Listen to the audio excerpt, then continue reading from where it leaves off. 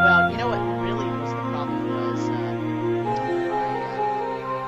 my email, something happened to my email, and it doesn't let me send emails out anymore. I get emails at that location, if I was sending it and it wasn't getting me a bounce back, it was just, showing that it was working, but then I would get people saying, oh, I never got that email, and it happened enough that I started I tested it, a bunch of tests, and it wasn't sending emails, it still isn't, and I've gone through their customer service like 4 or 5 times now, and they keep trying different things and nothing fixes it, so I said, screw it, I'm gonna just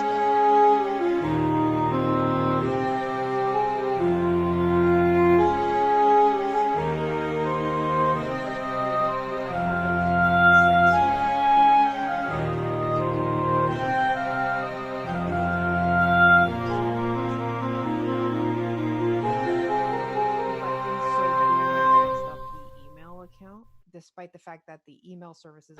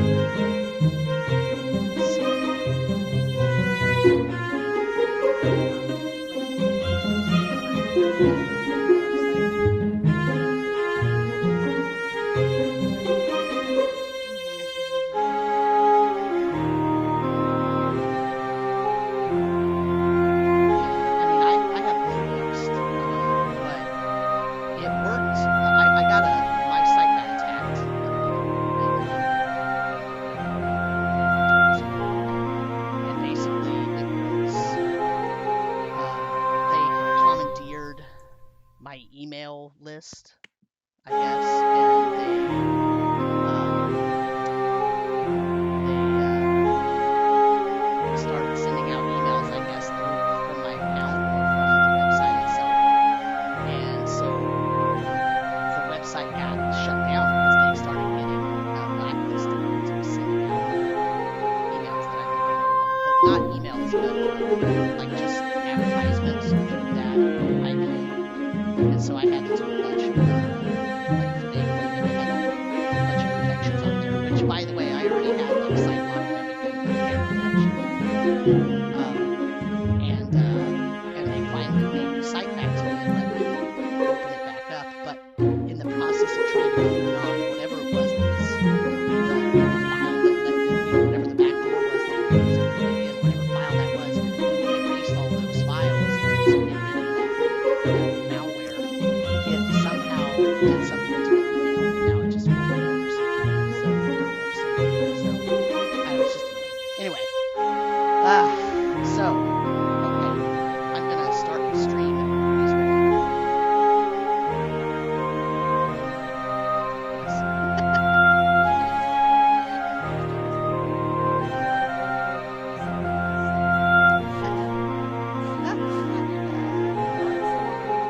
last week.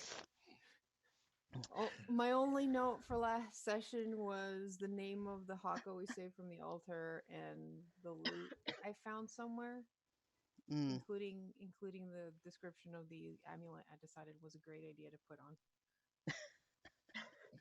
I think it's your MO to write down just two things that happened, right? Yes.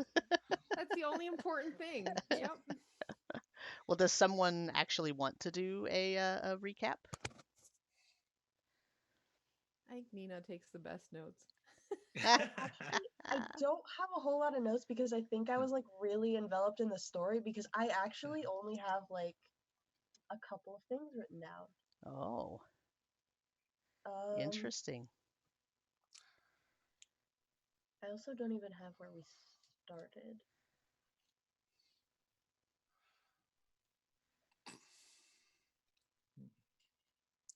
Where did we leave off? Did we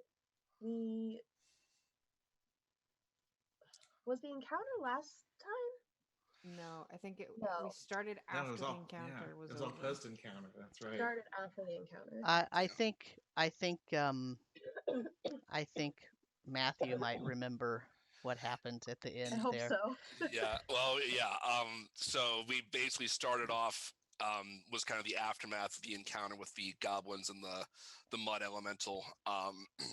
We spent a bit of time. I got to listen to maybe about the first half of the last session when it came out. So so we basically spent some time rescuing the Hokka captive, getting him unchained from the coral altar that he was bound to, and getting him out of the room and out of the situation he was in. We found out he had no tongue. I think as part of the I don't remember if that was part of the actual ritual process that was transforming him, or if that was due to something else. And we found he had been actually teleported here against his will from where his clan lives. He's from a different clan than the mud. I don't want to say mud skipper clan, but that's just what's popping in my mind right now. Mud swimmer. Mud swimmer. Thank you. Yep. We did some fishing. We recovered Axley's magic metal cage, as well as some a bunch of Hokka eggs, which we decided to put back. I think we found some like crabs that we fished out that that our charmed goblin friend had said, oh, they were followers that got transformed themselves, if I'm remembering right, and then they wound up getting tossed in. And then when we made our way out, the shadows on the wall where the spinning crystal disc lens was, those have been changed as a kind of a result of some of the things we did, and I think breaking up the ritual, we were able to unhook that and took it with us. And then, when we got back to the Hokka village, we were kind of greeted as heroes, even though we knew there was still some unfinished business back in the temple. And then Khonnos, the leader of the Hokka, the elder, basically essentially abdicated and said that he was going to pass his title Khonnos as the master of the coral. Right, good summary. Yes. I do have like a lot of dog altar ? Mm-hmm. That's the one note on. Yeah, that's mine.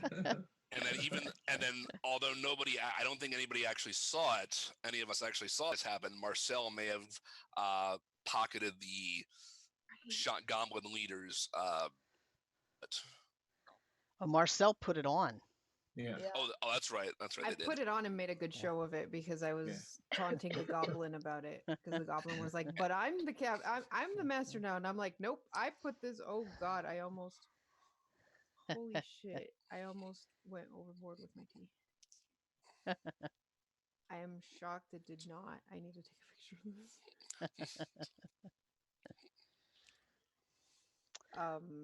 Yeah, I put it on, and so that's actually what changed the things in the room when we went up. That I had because I had the. Oh yeah, that's right. Yeah, so the change was that the lens when it would sweep through and when it would sweep through, and when the shadows of whoever it was shining light on at that moment, when the shadow was pushed back to the wall, instead of saying hail or Laralac awaits, it said Vade mecum omnia. And the goblin tried to say that, and we right, shut that's right. his mouth. and Axley put it to sleep. So Yeah. Axley saved your butts. Well, he was also He pronouncing was it badly. trying to, yeah. That's right. He was, yeah. He was pronouncing it wrong, but he might have gotten it right if he kept yelling. So. Oh. Yeah, so I posted a picture. I don't know if you guys are familiar with these pictures. Oh, yeah. So you put it on top of the thing, and it opens up the spout at the bottom to pour the drinks. You don't actually see it if you don't have a transparent cup, which I don't have. And I forgot that I actually had tea in this, because it's actually, this mug is the size for the amount of water that goes in here. I still had tea in the mug, and I forgot. Oops. And it went all the way to the edge. Oh. Nice. No, cat, out of the way. I need to drink some of this. Well, before we get started, is there anything else that anybody wants to add to the recap? Nope. Okay, well, let me do the official introduction. This is the DnDeBrief podcast / stream, and I am your host / DM, Sam, and I'm here with my wonderful, awesome players. Let's start with David today. David, do you want to introduce yourself and say what character you're playing? Yeah, I play Axley, the Halfling Bard.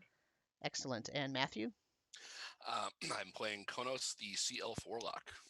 And Karu? Hi, I am playing Marcel Duran, the Lutrinian sorcerer. And Nina? I am playing Emerin, the Tempest Cleric, human. Excellent. And Karu has a cat with her today. Yes, say hey. Got her familiar. Excellent.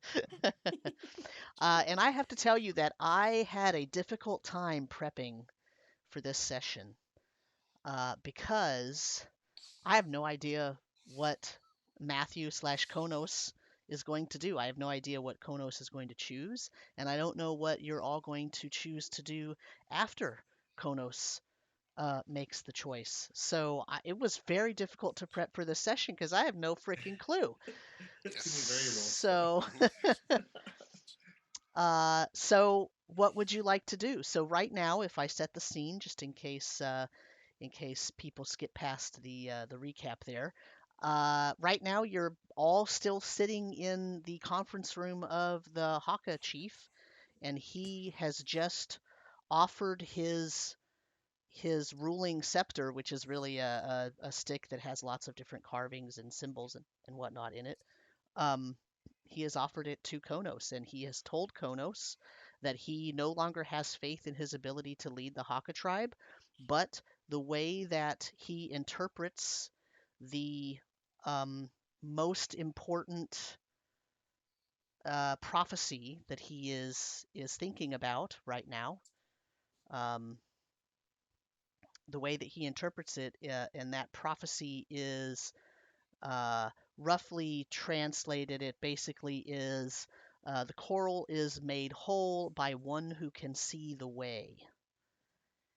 And ultimately, the Hokka Chief believes that he is not the one that can see the way, that perhaps Khonnos is, and he is being compelled by his conscience and his belief and the prophecy of his people to give up his leadership and transfer it to Khonnos. Khonnos looks at the chieftain and says, I am deeply honored that you would offer me this. And I do believe that I can be of help to your people, but I don't feel it is my place to accept the authority you're offering me. Surely there are others who can lead your people if you do not feel that you can do so yourself.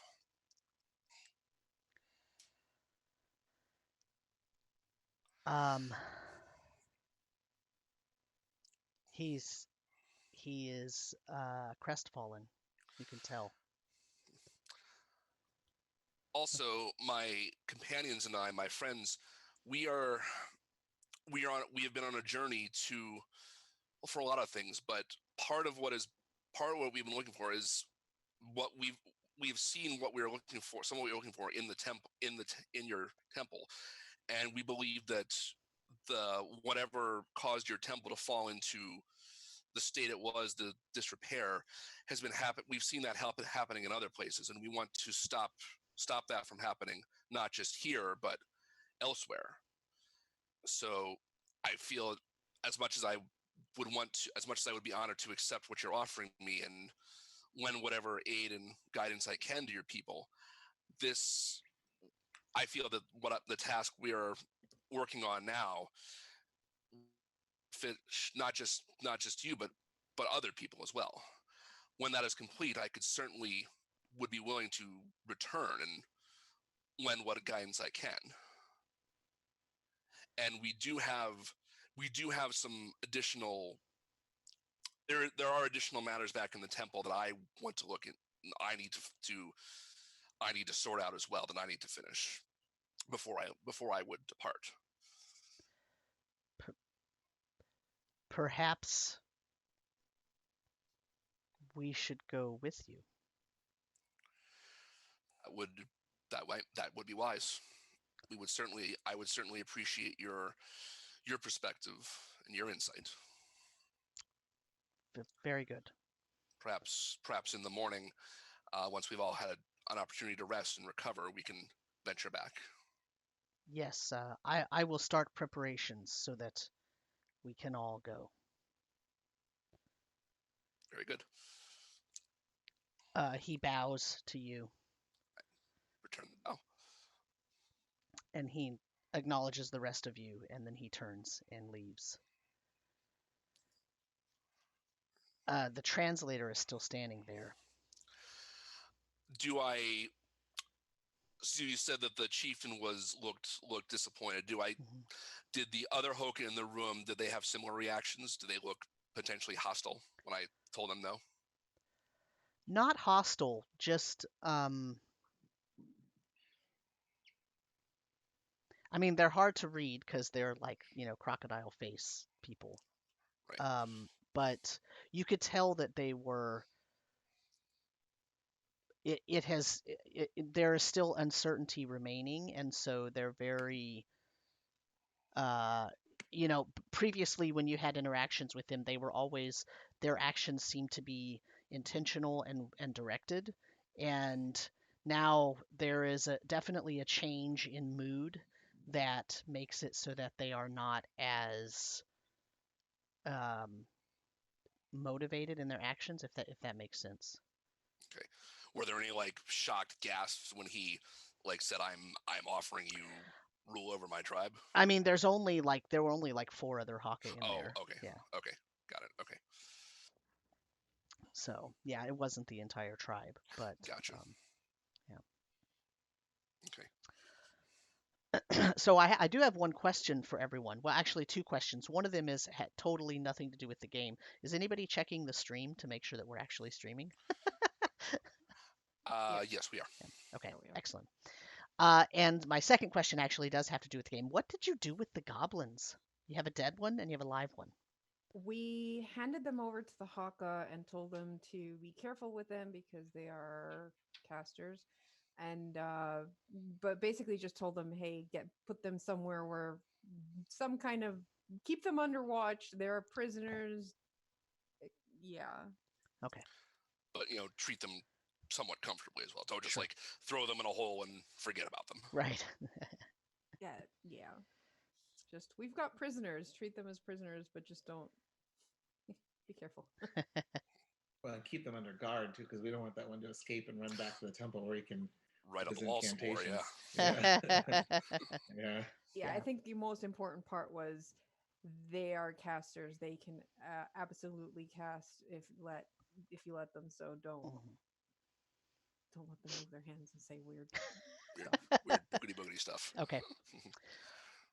So they prepared a hut for you, or you could sleep outside. It's up to you. I think we can sleep in the hut. We slept in there the last time. Before, It was yeah. fine. Mhm. Yeah. What's the weather like? It is clear sky. You can see stars even. I'll sleep in the hut.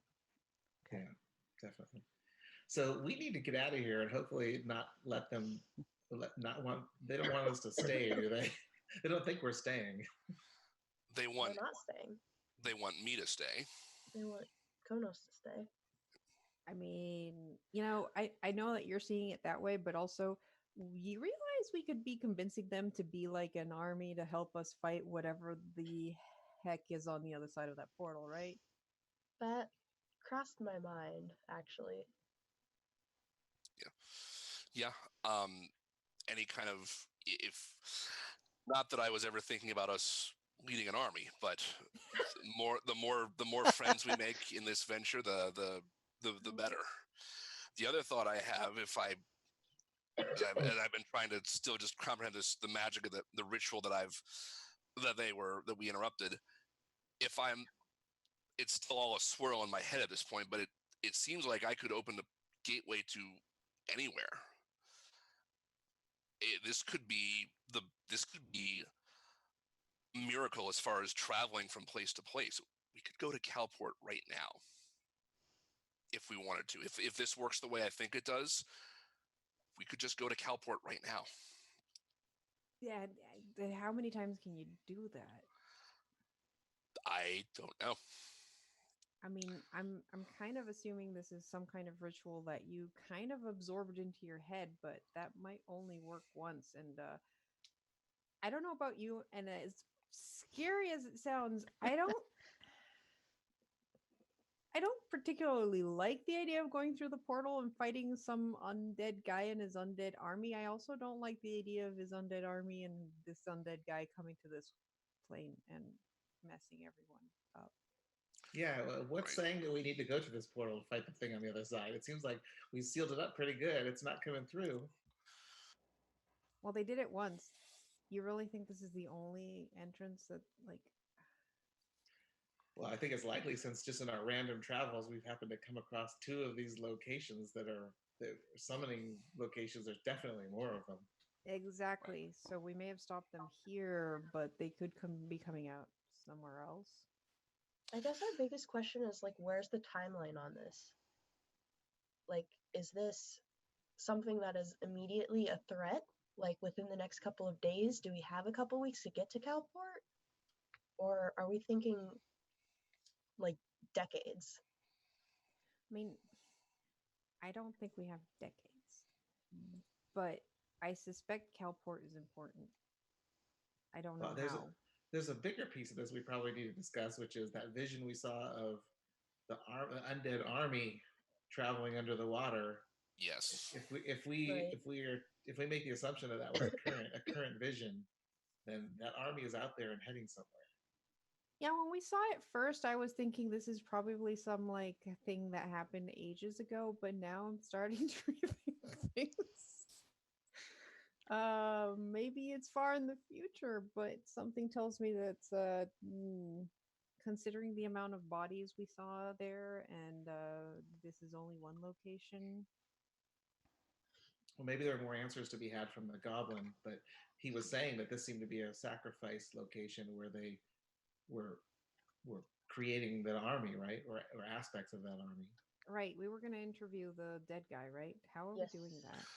Oh yeah. I need to rest and prepare a spell, and I'll take care of it. But Okay. so when we first found the first lens, and it Mhm. triggered that whatever projection, Projection. yeah, that was the same person we saw leading the army, correct? Mm-hmm. That was Yes. Laralac, I guess. from what we've gathered. Yeah. So from there to army, how long do you think it would take him to create that many. I Did we I get a don't feel good like it's did we get a long. good view of like Laralac in the with his army? Because it was like a panning zoom thing. So did we actually manage to like see him, like his facial, or like enough to see if he looked older than the first time we saw him? Or changed in any way? He looks probably like in his 50s in both instances that you saw him. Okay, so it doesn't look like he was aged or anything to indicate that like time had passed. So Or you think that big was time. Laralac? The first portal when we saw those two individuals that suddenly looked at us and then started trying to open a portal to come through. I think that was Laralac we saw. I think so. Yeah, the one that was like the leader of the first Uh-huh. vision was the same guy leading the army in the second. So he definitely knows we're out here and we're interfering with him. So it's Oh, gonna absolutely. become his Oh, for sure. priority to find us too. And so now we have two forces hunting for us. We have the pirates that are out there somewhat close by. Didn't you guys see the same symbol of the eye on the pirates ship though? Like, I don't think they're disconnected. I think the pirates are working for Laralac. Yeah. True. And the There's blue some connection. goblin, for sure. Yeah. Mhm. Yeah, we saw the same thing like on the ones on the ship in Yeah. back But in Trask. if the pirates have any means to communicate with Laralac, then they definitely gave him another piece of the puzzle that they encountered us and they can put him on our scent. We need to get to Calport. I think that's probably our best course of action. We need to get to Calport before the pirates do. Right. And I was sincere with what I told their leader, both in wanting to come back to them someday and lend what guidance I can. Although I certainly don't consider myself as a religious figure or leader by any means. Emmerin, any ideas or advice on that point? Chieftain trumps captain, so not All right. not But I 100% on that one.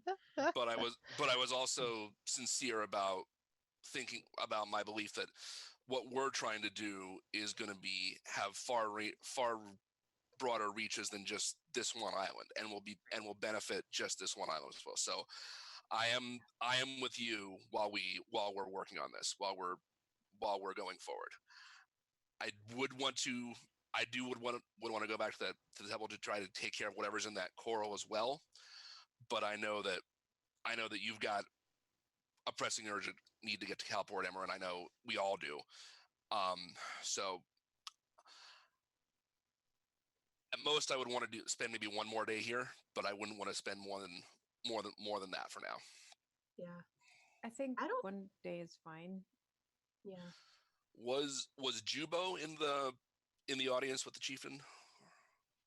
Jubo and Stet both were there, along with the translator and the chief and two guards that were at the back of the door.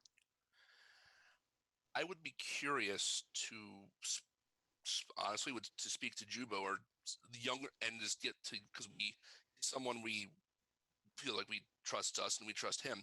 It would be interesting to get a perspective from, especially from the younger generations. Who else is someone in the tribe that could essentially take leadership of the tribe with the current chieftain stepping down? Who would they trust and who would they say, yes, we would follow this person? Are you asking this while you're in the? Are you actually asking them, or are you just thinking out loud about? Yeah, this would be. Yeah, I think this would be while we're in the hut. Okay. How big is this tribe? I mean, they haven't successfully bred in like a generation, right? So like, how big is the how many people? How many of the lizard people are there? You've probably seen 100 people. Okay. Well, I think maybe the other. Yeah, go ahead. What about if you did something like, what if you took the mantle of leadership, but left the chieftain in place here to be your acting in your stead while you continue this quest, and then maybe we can take a couple of the lizard people that we trust with us. That would let him keep his honor and dignity for certain, and his standing. Because it would be good to have a couple of them on the ship too. First of all, they're real handy. They affect repairs underwater real well. Yeah, that's a good point. We're down a few hands. Mm-hmm. I mean, yeah, I was thinking of like asking them who their warriors are, and whoever was willing to follow you as a main chieftain or war chief instead of just normal chief, because we're gonna need allies for what's gonna happen. If they And having allies that can just jump in the water and attack from there could be pretty handy. But we'd only want to, we don't want to take the whole tribe. And honestly, we don't really want to leave the tribe without any warriors at all. But that would depend on how many warriors they have, if they have any. Considering they lost their temple to a couple goblins, I'm not sure how they stand on the warrior side.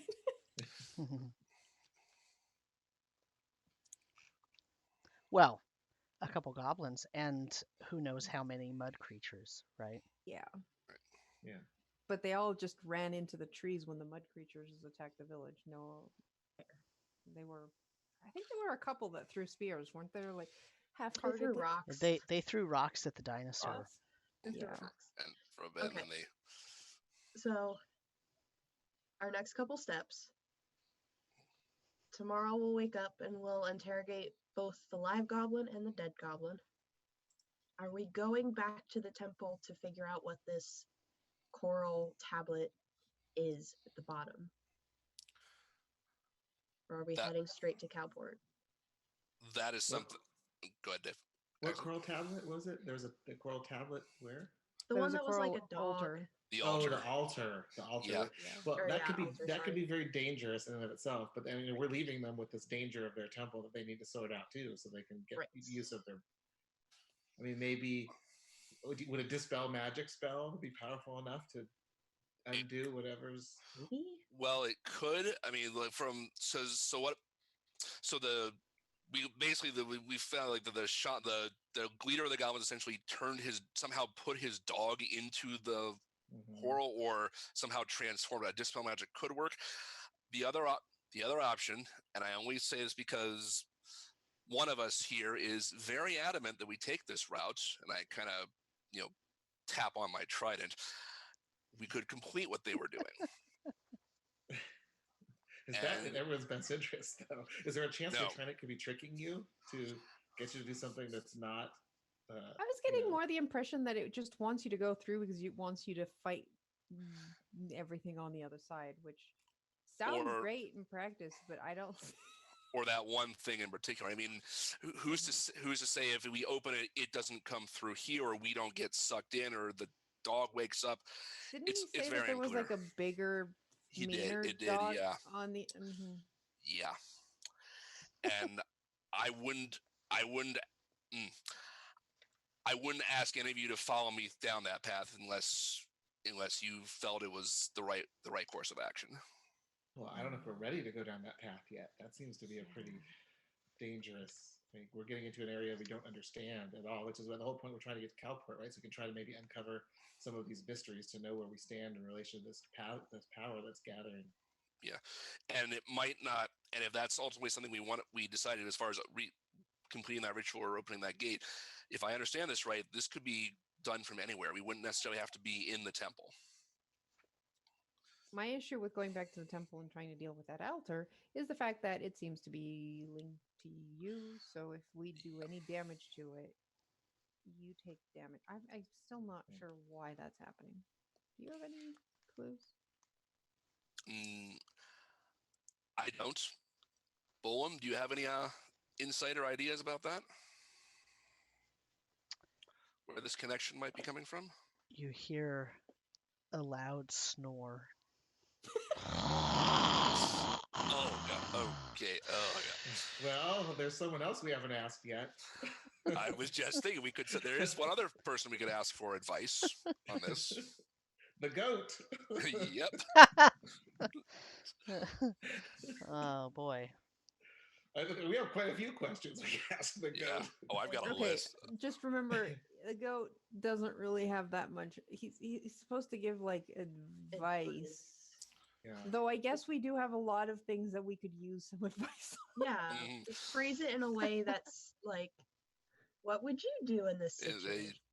You literally took the words right out of my mind. Did you get to, can you communicate telepathically too? Because you're reading my mind. I think we're running out of options is really what we're at. But All right, yeah, so bring out the goat.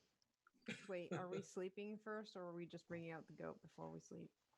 What time of day is it? It's pretty dark. It's pretty night. Yeah, it's late evening now.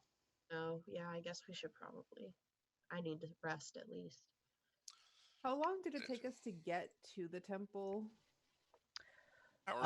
Couple hours, yeah, hour and a Couple half, hours. something like that. I mean, remember Okay. when it took to go to the temple though, you had the water The wave. servant, so Yeah. you were fast. Okay, so okay. I thought it was something like 6 hours. Okay, no, that's No. better. All right, so yeah, I mean, we could ask Toddeous.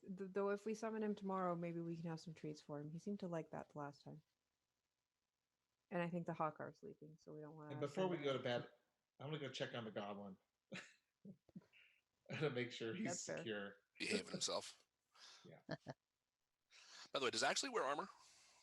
Yeah, scale man. Okay.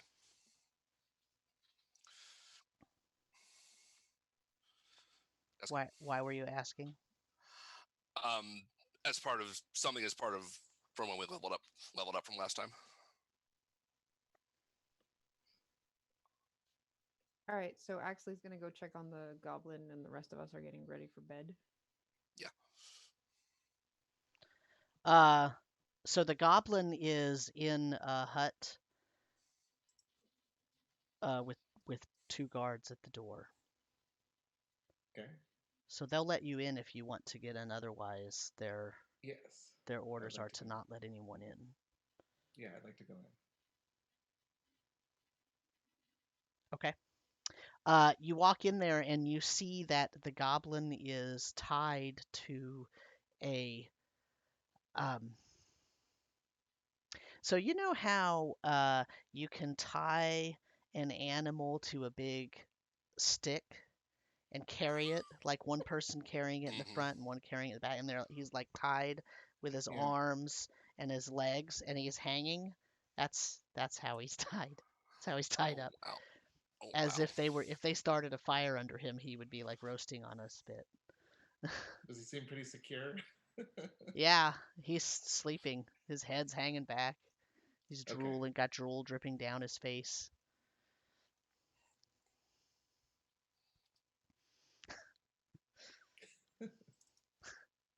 All right. Do you want to wake him up? Just to be safe, I'm gonna throw the cage on him.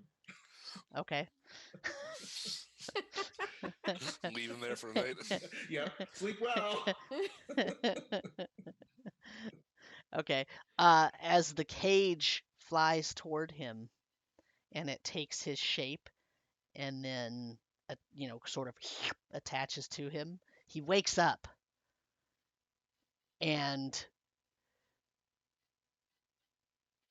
he can barely move, but he sort of moves his head over and he looks at you and his eyes get really wide and he passes out. Okay.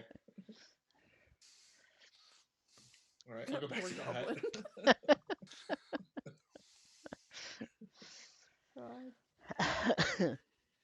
it's gonna be so sick. Okay, so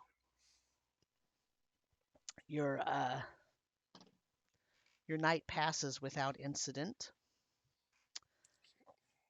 And at dawn, you hear lots of activity outside.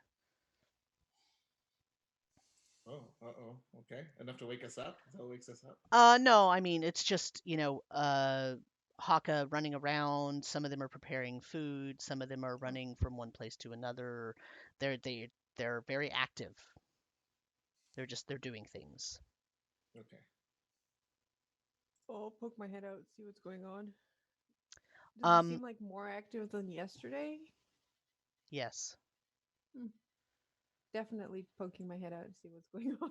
You see that some of them are setting up some sort of makeshift tables in a little opening between some of the huts, and other people, other Haka are bringing in different platters of food and whatnot, and a lot of them are sort of taking a trail off in a direction down a trail that you have not been down.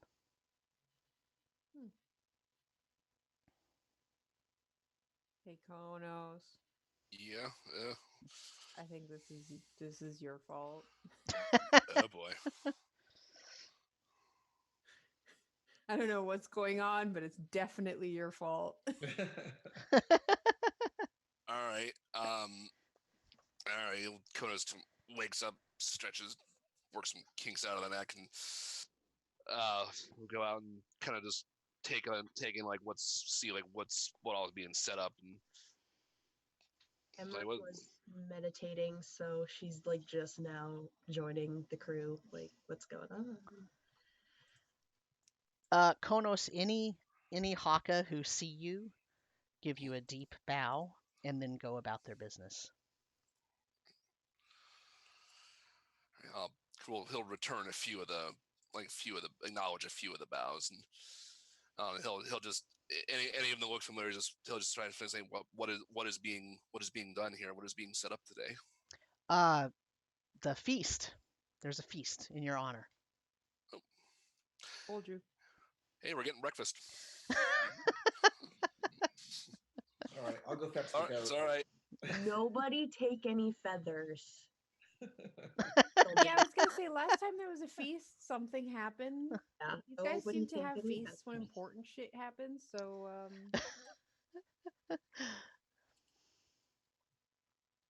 And Emeren's gonna kind of like hold open the door and say, "Chieftain trumps captain. After you, chief." He'll walk on out. Emeren is enjoying this way too much. She's so happy she's not in charge.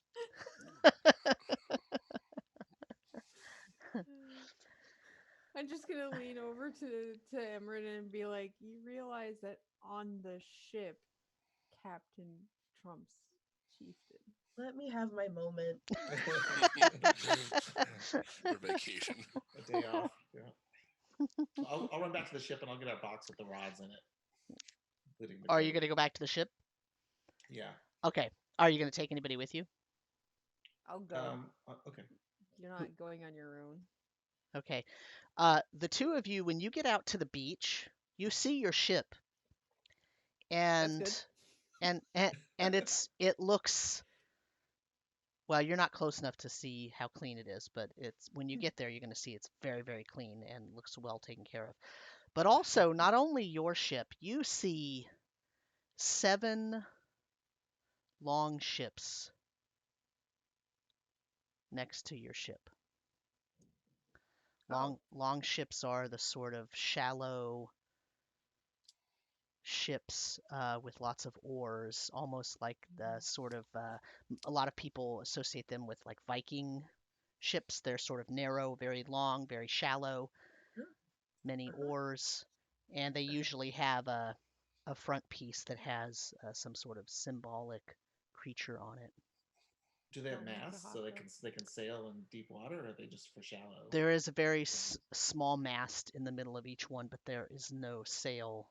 None of them have sails attached at the moment. Oh, all right. Let's go check in with the crew and see what's been going on while we've been away. Yeah, we'll swim out. Imran's like, oh God. All right. We're gonna make an entrance at Cowport. Are you swimming or are you gonna take the boat? the raft? I mean, I think we're faster swimming. Yeah, I Okay. can swim pretty good. Okay. All right. So, Yeah. okay. So you make it back to the ship. Your crew is diligently working to get everything prepared. They actually, at the same time as you're getting there, a shipment with a bunch of food is getting to the ship, and so the crew is being given a big shipment of food from the Hokka, and you get on the ship, and they are very happy to see you, and they say hello and acknowledge your presence, and yeah. Okay. We'll let them know. It looks like we'll be ready to head out in a day or so. It's pretty imminent that we're going to be departing. Excellent, excellent. Things are going well here, sir. We are in tip-top shape. Everything has been fixed. Everything is perfect. We even have all of the sails mended. Excellent. What's with these other ships? How long have these been here? They just arrived early this morning. And what happened to everyone who's on them? The Hokka, several Hokka brought them around. Wait, are these like Hokka from other neighboring islands? Shrugs his shoulder. I don't know what Hokka's who, but they did you, all I did know you is see they these ships coming from other islands, or were no, they they just... came around from that way. He points over to the other okay. side of the island. I turn to Axley and go, maybe they do have warriors. Maybe they've been holding out on us. All right, let's get the stuff and go back. Yeah. So you're getting the box of rods. Yeah. Okay, so you go back to the village. What now? Well, do we want to do this here and now, or is there no time like the present?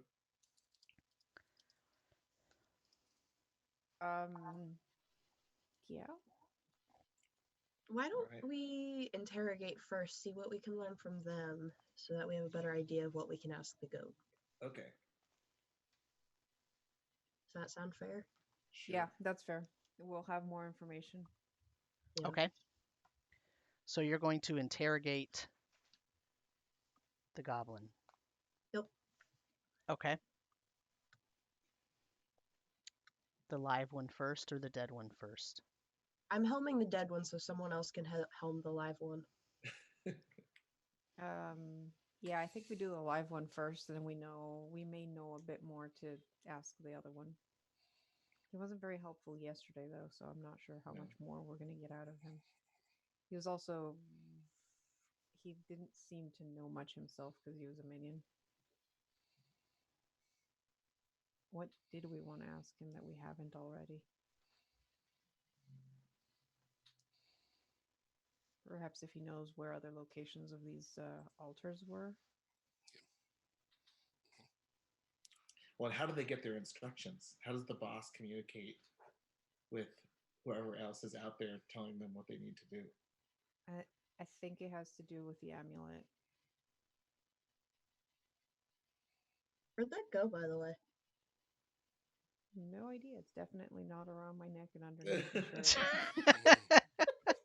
So there's this potentially evil amulet that's like doing the will of the evil lord. It's a good thing you put it on. I mean, if he tries to communicate with me, I'll let you know.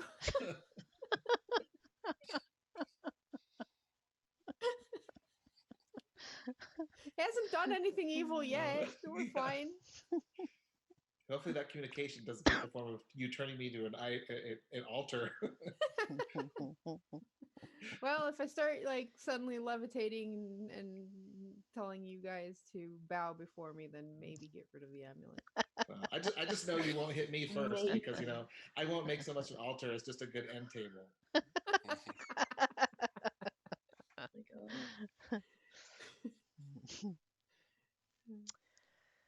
So if you want to interrogate the live goblin, you can just go into the hut where he's tied up.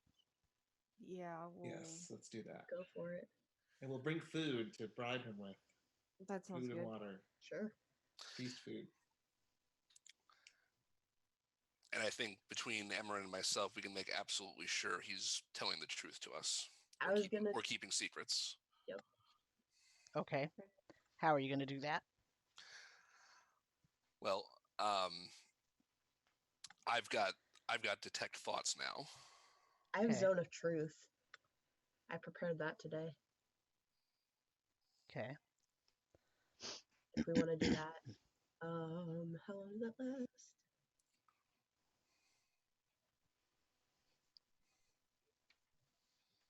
How long does Zone Last of 10 Truth minutes. last? Okay. So I can do that if we want to do that, or you can do Detect Thoughts. Well, I was thinking we could do them at the same time. Perfect. Although mine only lasts 1 minute. So Okay, most pressing questions within the first 2 minutes. got it. Okay. Okay. Okay, so hold on. You're going to do Zone of Truth and Detect Thoughts? Yes. That probably won't work on the dead one, right? Because does it really think? I think there's- Zone of Truth might work. Zone of Truth might, but it's also under no obligation to respond. I don't think so. I mean, I think as part of the spell, it has to tell the truth. It just doesn't need to Yeah.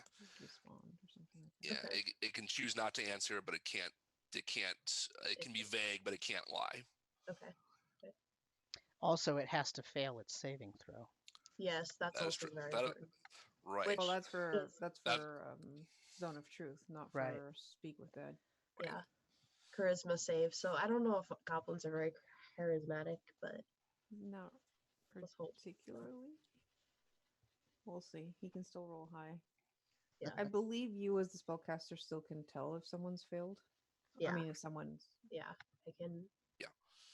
You know whether the creature succeeds or fails. So I have an idea. Okay, so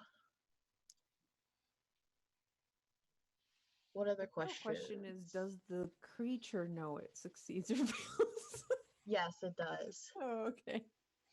You're under our spell. Oh no. Put a spell on you. And the Detect Thoughts automatically gives me surface thoughts for whoever I'm focusing on. If I want to probe deeper, then it gets a wisdom save. Okay.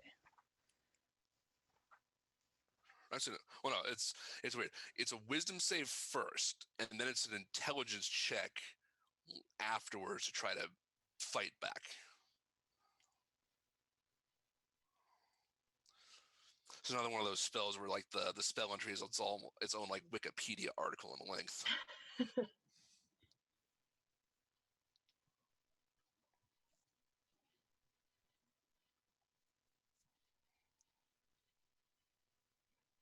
Okay, so you're doing Zone of Truth Yep. and Detect Thoughts on the goblin. And so, all right, and Detect Thoughts gets a. Let me grab my. It gets a Wisdom save. Yeah, it says you initially learn the surface thoughts of whatever creature you're focusing on, whatever it's most on its mind in that moment. If I pick up something that I want to try to probe deeper in, then it gets a wisdom save. If it succeeds, the spell ends. If it fails, I gain insight into its reasoning, its emotional state, or something that looms large in its mind.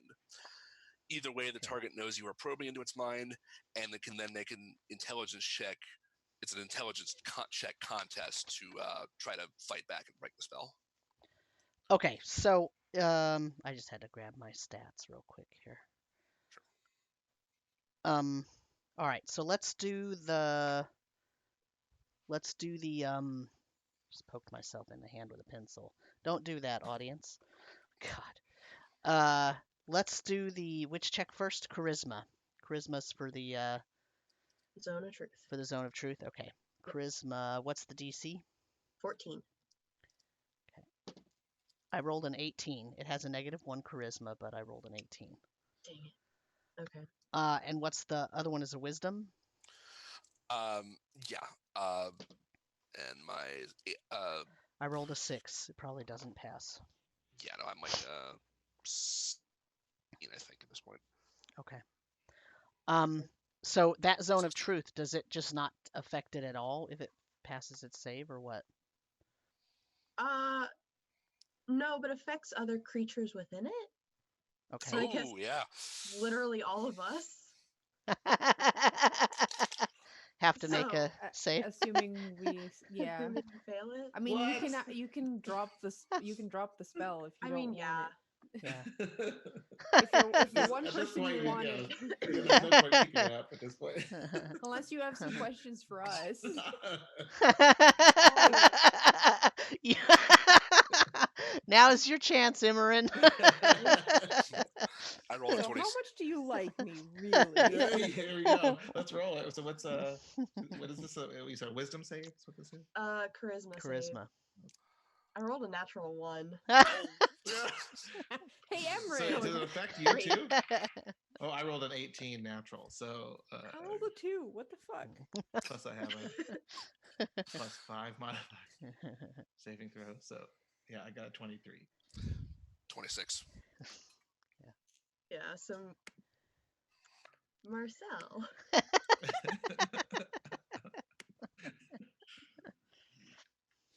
Yeah.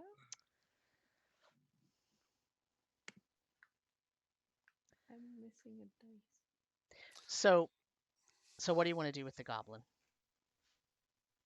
I was I'll gonna say remove the Khonnos cage is- from it Okay. and put say the food Khonnos, down. This one's up to you. They got nothing on the spell, so I'm just gonna drop it. I don't really feel like it needs to be up anymore. So I'll set the food down out of reach of the goblin, right in front of it, so I can clearly see it. Out of reach of it? You're so mean. Yeah. I mean, it's hanging. It's hanging by its hands and feet. Uh-huh.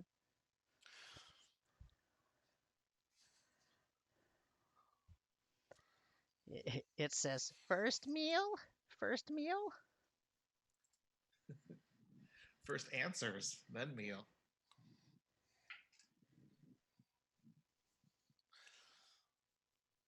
And I'm just standing maybe about 5 or 8 feet behind Axe, just eyes locked on the goblin. Okay. Yeah, How have you seen the amethyst necklace work? What did the leader do with the necklace? Wear necklace. Just wear it, but what does it do when you wear it? Talk to army. Do you talk to the amethyst itself? No, you talk to the army. How do you talk to the army? I don't know. Boss did it. I will think to actually ask him where the army is right now. Can he talk to the army wherever it is? Or does the army have to be present?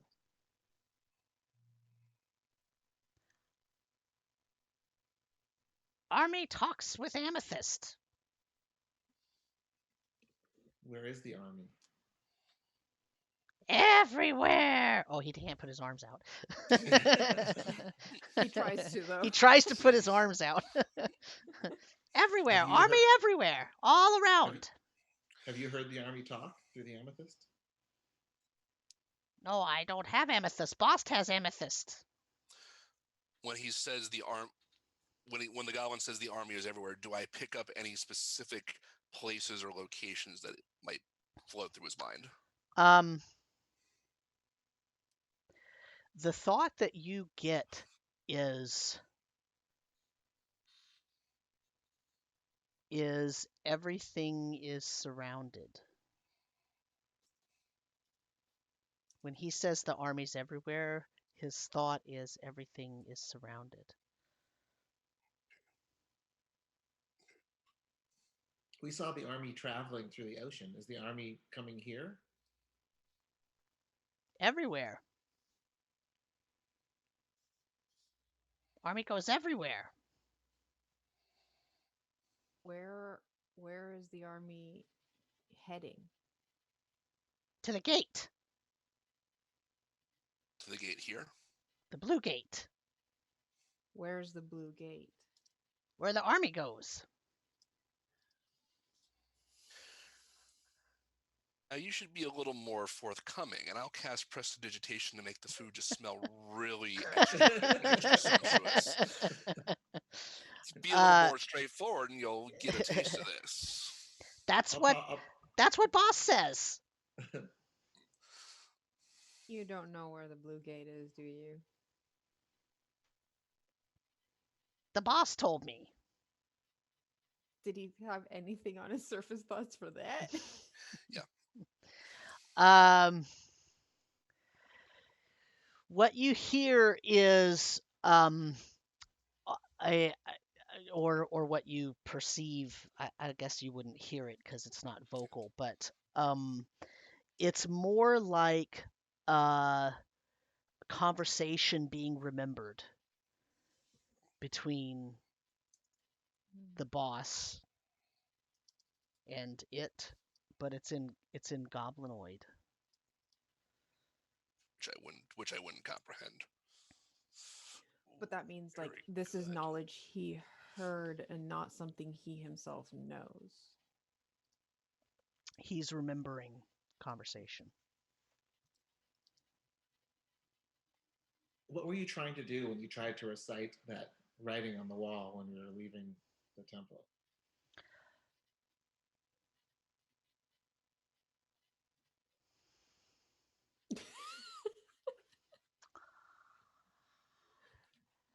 Call the boss. And what does that lens do that casts the light? Calls the boss. Okay, That's how he communicates through that glass lens. Kind of. But also the amulet. when he starts talking about the boss, I am going to actively probe deeper and just see if I can peel back a layer and get any more visions or pictures of that, of what he's thinking when he's like the boss. You see the guy that had the scepter with the scar on the side of his face. Okay. He would get a wisdom save on this at this point.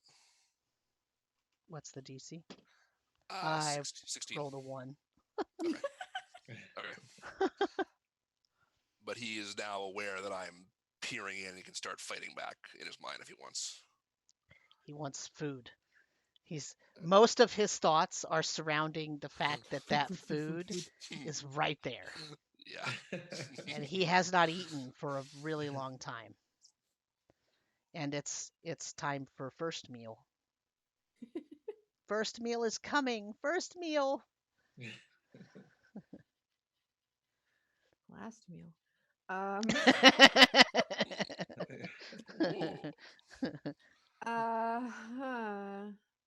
Honestly, I don't think he has any information. I think he's just a muck. How long have you and your boss been here in the temple doing your rituals?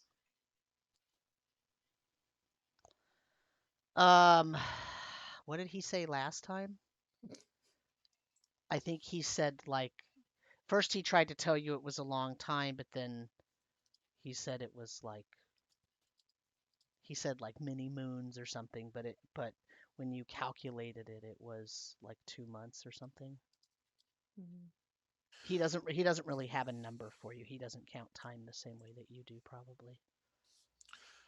What was your boss most afraid of, and would anything have happened to you if you failed this ritual? If you failed to complete it? Most afraid.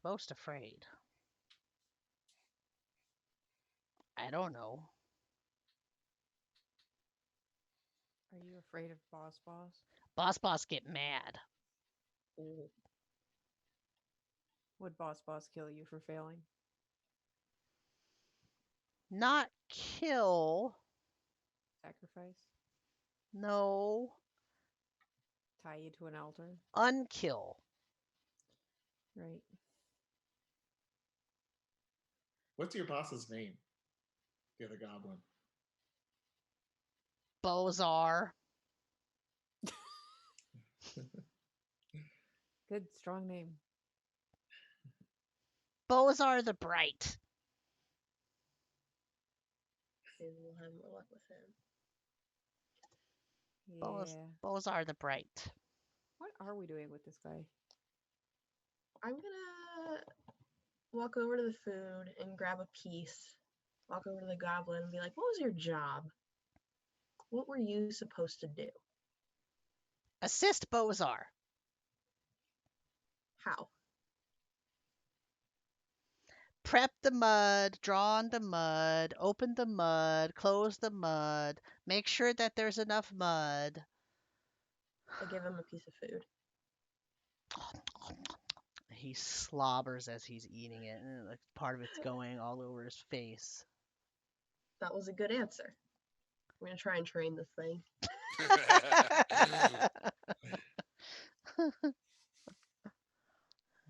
I'm gonna take another piece of food. Why is the mud important?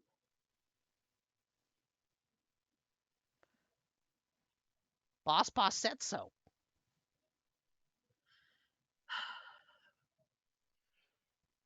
How long were you supposed to stay here and continually do these rituals? Till the army's ready. How long until the army's ready? Almost. Oh, good. So you perform a ritual on the altar with these creatures, the crabs. And Not then me. You and your boss. And then you perform your ritual, then you dump the body in the mud. How does that make an army? How does that increase the ranks of the army? The soul goes watery. Yeah. Give him another piece of food. Take another piece.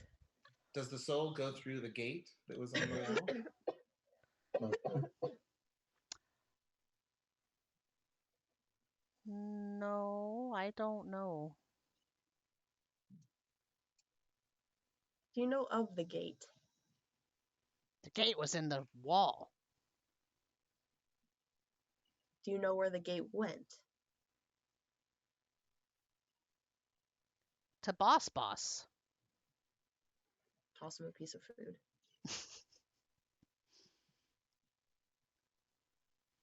He's still chomping down. Okay.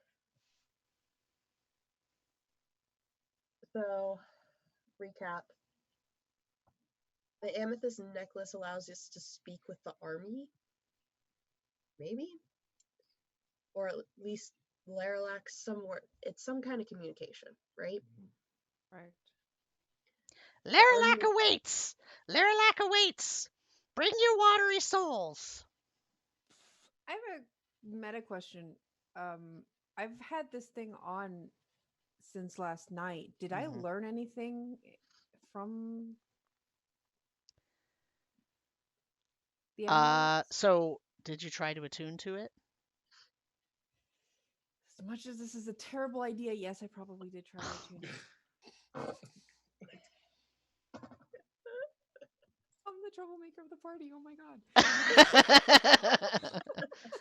god. Yes, you know a lot, and so my question is, do you want me to tell you in front of everyone or send you information? I'd say send me information so that I can panic less.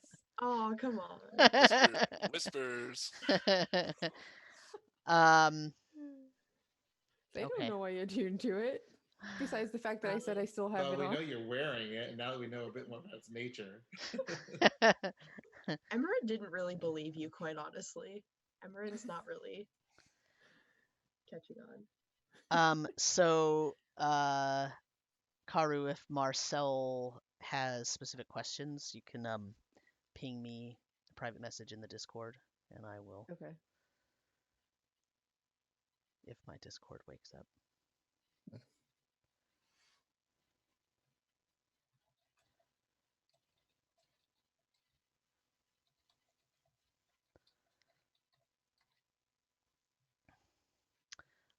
In the meantime,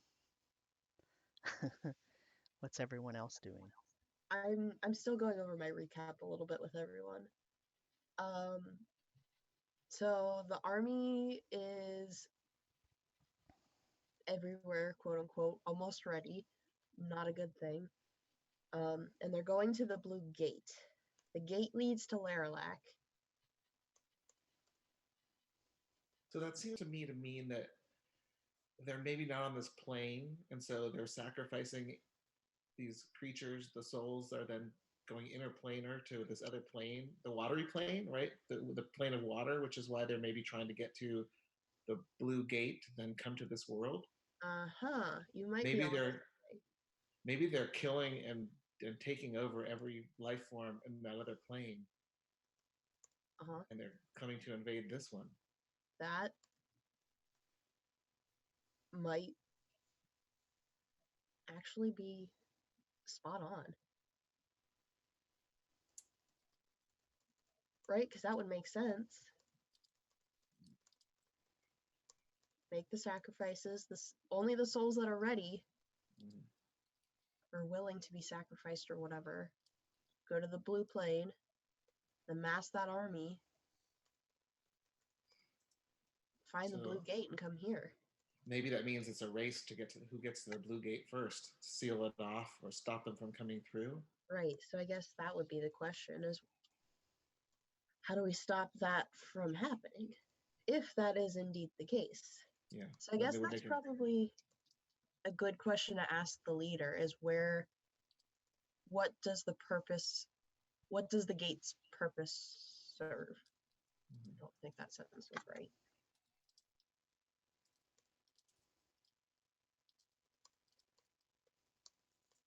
Hold on one second.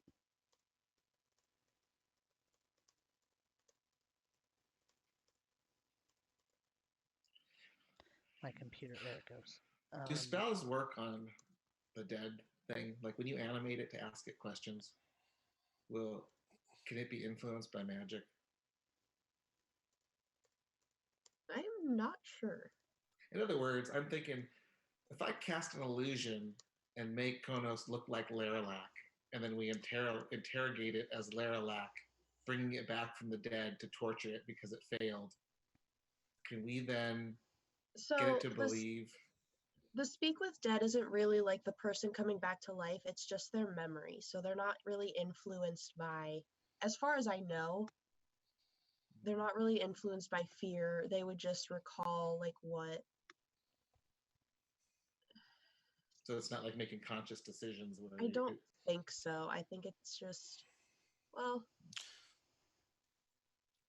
But if we made it think that he was relaying his last message to a friend rather than an enemy, it might be more forthcoming. Right. I think I have to be the one to interrogate it, though. So I'll just make you look like Laralac. Yeah, I won't sound like him. That is a really good idea, though. That is a really good idea. Well, I think you might sound like him because the illusion, I think the illusion makes everything sound and smell and look. Depends on what you're using, minor or major? Major. Major, I think, would include both. And we know how he speaks because we've heard it before when we saw him the first time. You'd even have a stinky breath if you lean in close. Nice. I don't think the skull or the body can tell that much, but I think you can absolutely try deceiving it in terms of that major illusion. Yeah, it'll definitely make him more forthcoming. It might make him wonder why you're asking, but he's dead, so he doesn't have much to wonder. He just has to answer. Yeah. And you could really sell it too. Like if you have in your hand, if you have the amethyst necklace and you wave it in front of him and say, I entrusted you with this and you failed me, then he'll see the thing that Laralac gave him. Yeah, you can lean into that hard. Yeah. Okay, so I guess focusing on the questions we want to ask the dead goblin.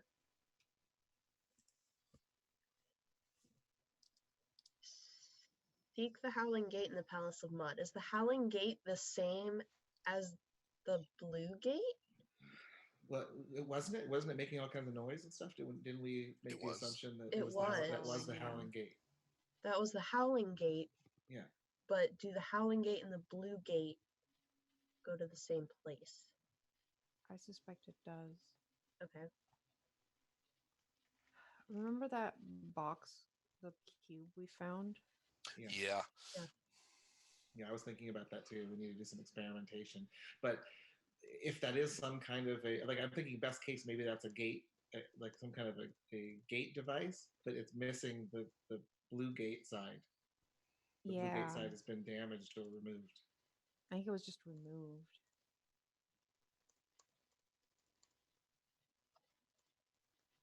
Interesting.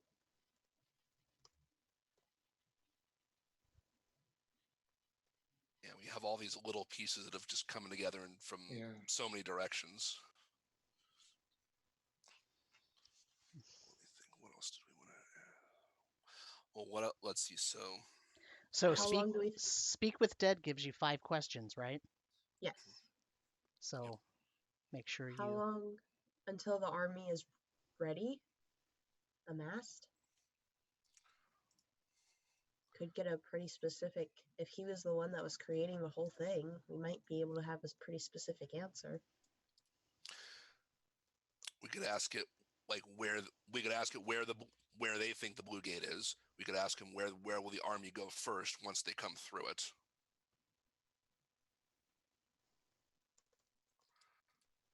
Definitely want to ask him where's the where's the next place, the next closest I don't want to phrase this. Where else have they installed their lenses? Like where are there other sites that they were using? Because we want to be able to map those as fast as possible, I think. Yeah, my thing is I don't think this guy knows where the other gates are. If Laralac is as intelligent as he seems to be, Right. he probably is keeping things like need to know basis. So I wouldn't even bother trying to ask Do we anything want to to ask do with that. where Laralac himself is? I think That's a I good can one. answer that. He's on the other side of the gate. But when we first saw him, he was in some kind of like lab. It's true. And do you think these like lens devices can communicate through Yes. planes? Probably. I mean, the lens is the one that showed us the army, and I don't think the army's here. I'm hoping it's not here. That's all. Okay. So I have how long until the army is amassed? Where will the army go once through the blue gate? Where are the other sites that have the lenses? Where are the other? What about where's Laralac's main? Army being built? No, What's his plan? What's his objective? Like where is that room we saw in the first one? So basically, where is Laralac's lair or like Where's his hideout? hideout? Yeah. Which, if that image we saw is recent, then he's on the move. He's not there anymore. He left it the minute that he saw that someone was trying to thwart his plan. My sudden thought is maybe where we saw him first was Calport, but if he can give us a confirmation, then we know that Calport is actually a good lead. What if we come at it from this perspective? What if you look like Laralac when you're asking the questions, and you say to the dead goblin, "My enemies have found you, and I need to confirm what information they may have gotten if they interrogated your corpse." And then you ask from the perspective of, "I need to find out what you know about me and my plans. Where am I right now? What did you tell them about where I am? What did you tell them about where I'm going?" Those kind of things. Don't say what did you tell them, because then the answer will be nothing or something like that. What do you know about? What do you know about? And then you ask the question. Okay. That sounds good. Yeah. Okay. We have two more specific questions that we can ask.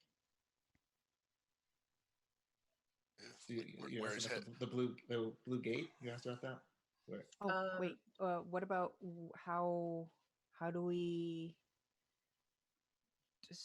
disable or destroy the altar? Yeah, I was gonna say, how do we release the dog trapped inside the altar or trapped inside the coral?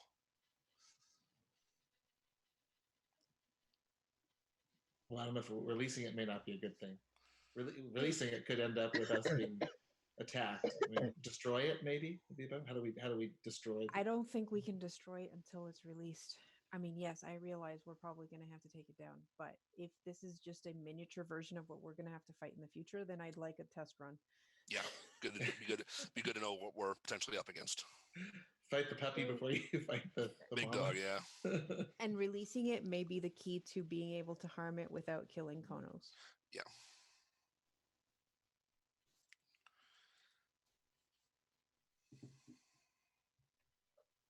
Okay. And then we have one more question. We think that they're in league with that house, right? What's the house that has the symbol of the eye? House of Adram. Yeah. What does he know about the house? What does the link? What does it know about my business with the House of Adram?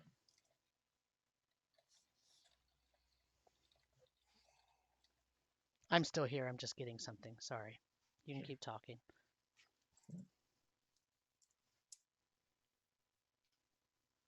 So do we have our 5 questions? How long until the army is ready? Where will the army go once through the Blue Gate? Where is Lorelak's hideout? How do we release the dog from the altar? What do you know of the House of Adram? Those are the 5. Sounds good. Okay. This is the first group I've seen who actually wrote down the 5 questions before actually casting the spell. Granted, these are subject to change depending on the answers because Sure. if you but okay. What's you ever see The Simpsons where he goes up to ask the guru at the top of the mountain and he says, you get 3 questions. Do you know everything? Yes. Really? Yes. Really? Yes. Are you really the guy who asked the quick word? Yep. Thank you. Come again. No, nobody pull a Chris Trott and ask him, what's your favorite color? Blue. Just kidding. Love you, Chris Trott. All right, I'm gonna start setting up my incense and did we just bring? We brought the whole thing, didn't we? The head. Oh, the head. Okay. So I start setting up the head and like lighting some incense around it. Are you doing this in the same hut as the other goblin? No, we're gonna get the goblin far away. They should be done far away. Yeah, you don't interrogate 2 people together. He'd be the one interrogation tactics. Yeah, we're gonna set this up like on the not outside really. No, we'll ask for another hut, or we can go back to our hut. Yeah, let's just take it back to our hut. So we'll go back. Yeah, we'll just take and set it up there. To our hut. It's fine. It's just a hut. And then I cast. How long does Major Illusion last? I think it's 10 minutes. Let me look. Solid. Are you? Is that a ritual spell? Can you cast it as a ritual? It can be. I can cast it as a ritual. Yeah. Well, and I was thinking of Speak with Dead. Or it is not. Yeah, that's unfortunate. Okay. But I can cast mine this one. Unfortunately. But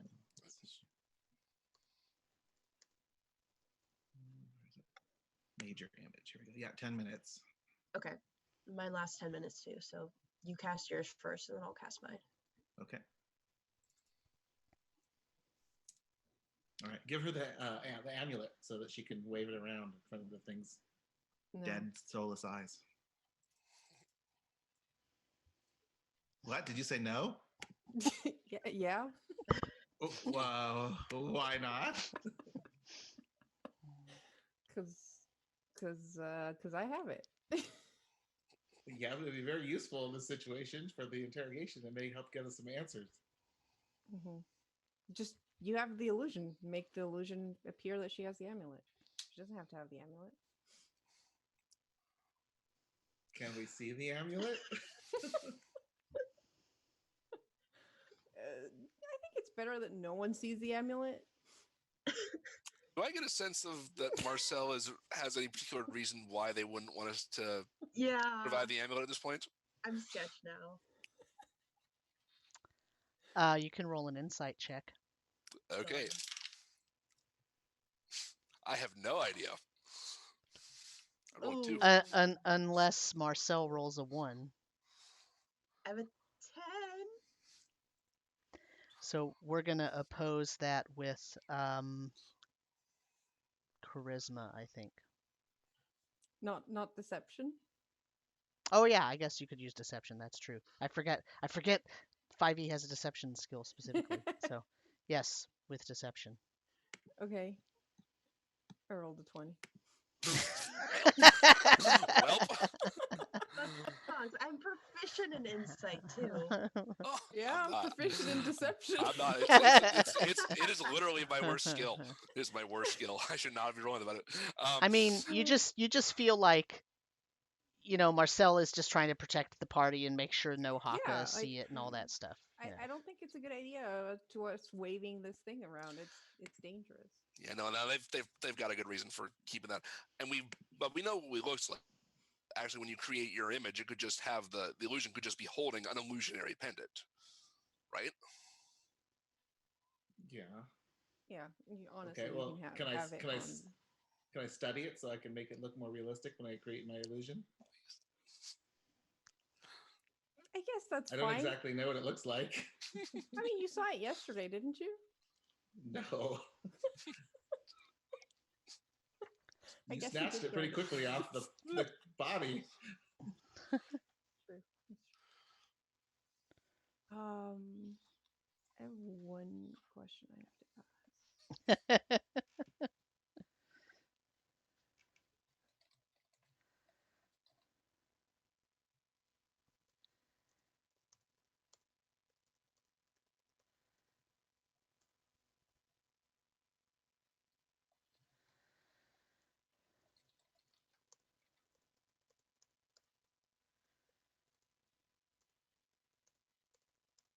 Whispers.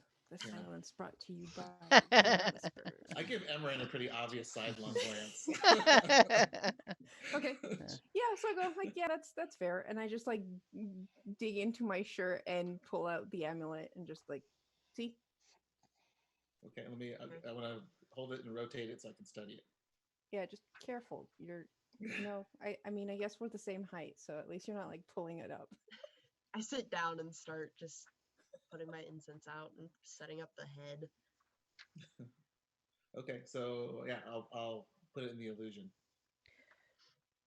So what are you casting to create the illusion specifically?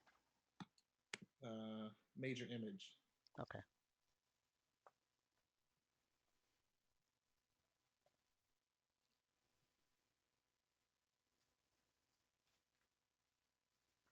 And I'll cast it as a ritual.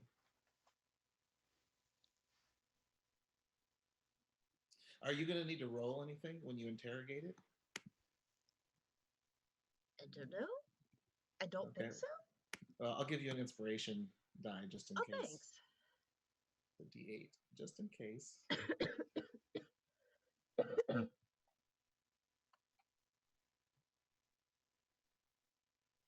Answers are usually brief, cryptic, or repetitive, and the corpse is under no compulsion to offer a truthful answer. Well, they don't have to tell the truth. If you are hostile to it or it recognizes you as an enemy. Oh, okay. Which is why we're gonna back off so Relax that even. yeah, so it, Yeah.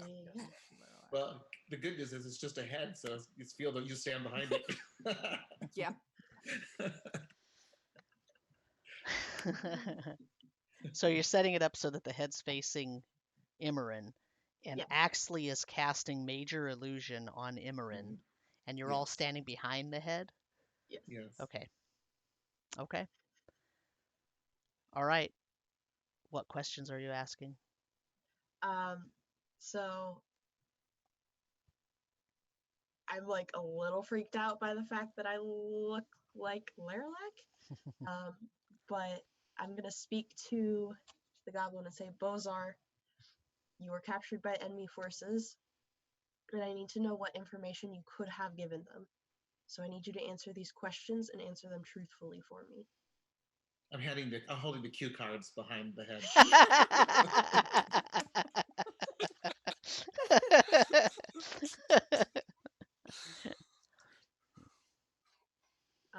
Yes, master. How long until the army is amassed and ready?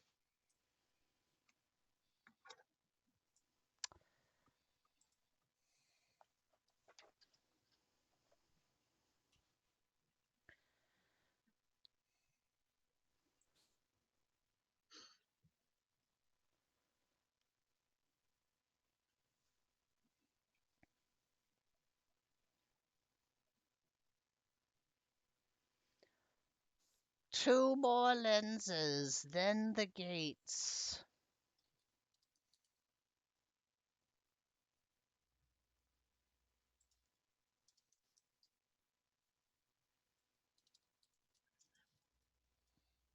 I kind of glance behind at the group to see if they have any idea of what that means. Just make the keep going sign. I'll think to Emran, ask it where. Next question should be ask it where the other lenses are or the other gates are. Where are the other lenses?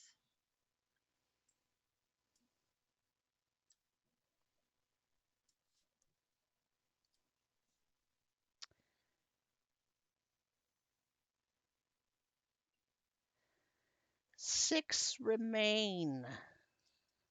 Brimstone and fire, glacier and ice, dirt and stone.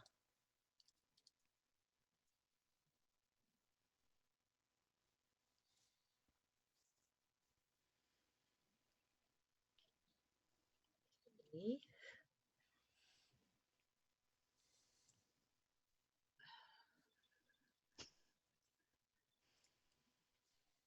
Where will our army go once it's through the blue gate? Two large gates take us to the source. The source through the long road, through the long walk, into the chamber of eyes.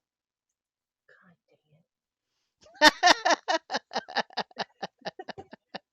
I saw a light bulb above Nina's head. Khonnos just kind of starts fingering the robe, the folds of his own robe of eyes, hearing this. Oh boy. Okay.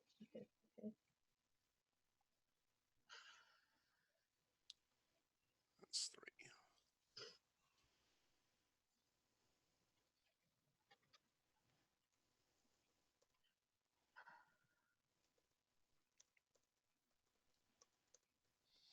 Where is my laboratory?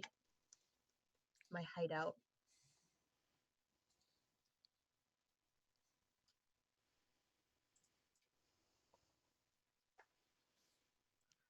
Down the ladder in Darkport.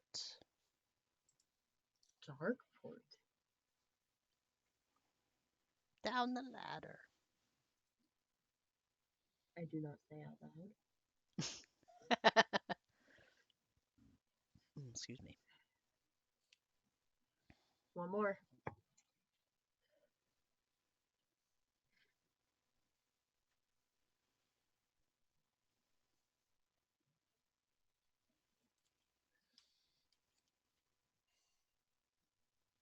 I'm gonna switch it up. What is our ultimate goal?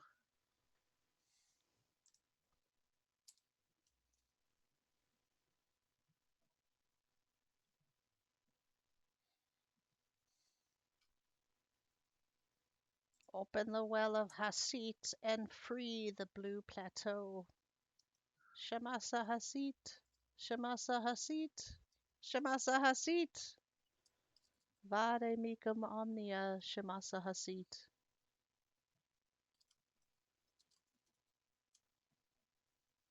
I end the spell.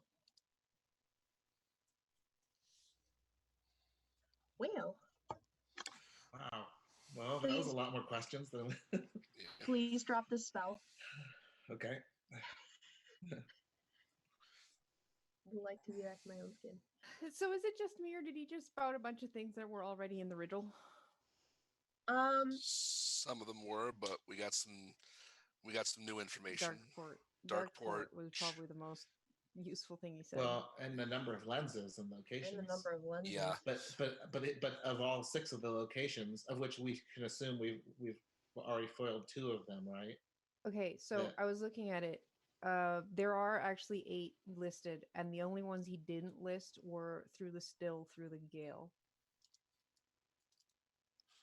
Which is odd because I thought one of them had to do with mud, but I went looking and no. So which one was this? The gale, I guess, because of the howling gate. And the still was the one we dealt with in Trassenfeld.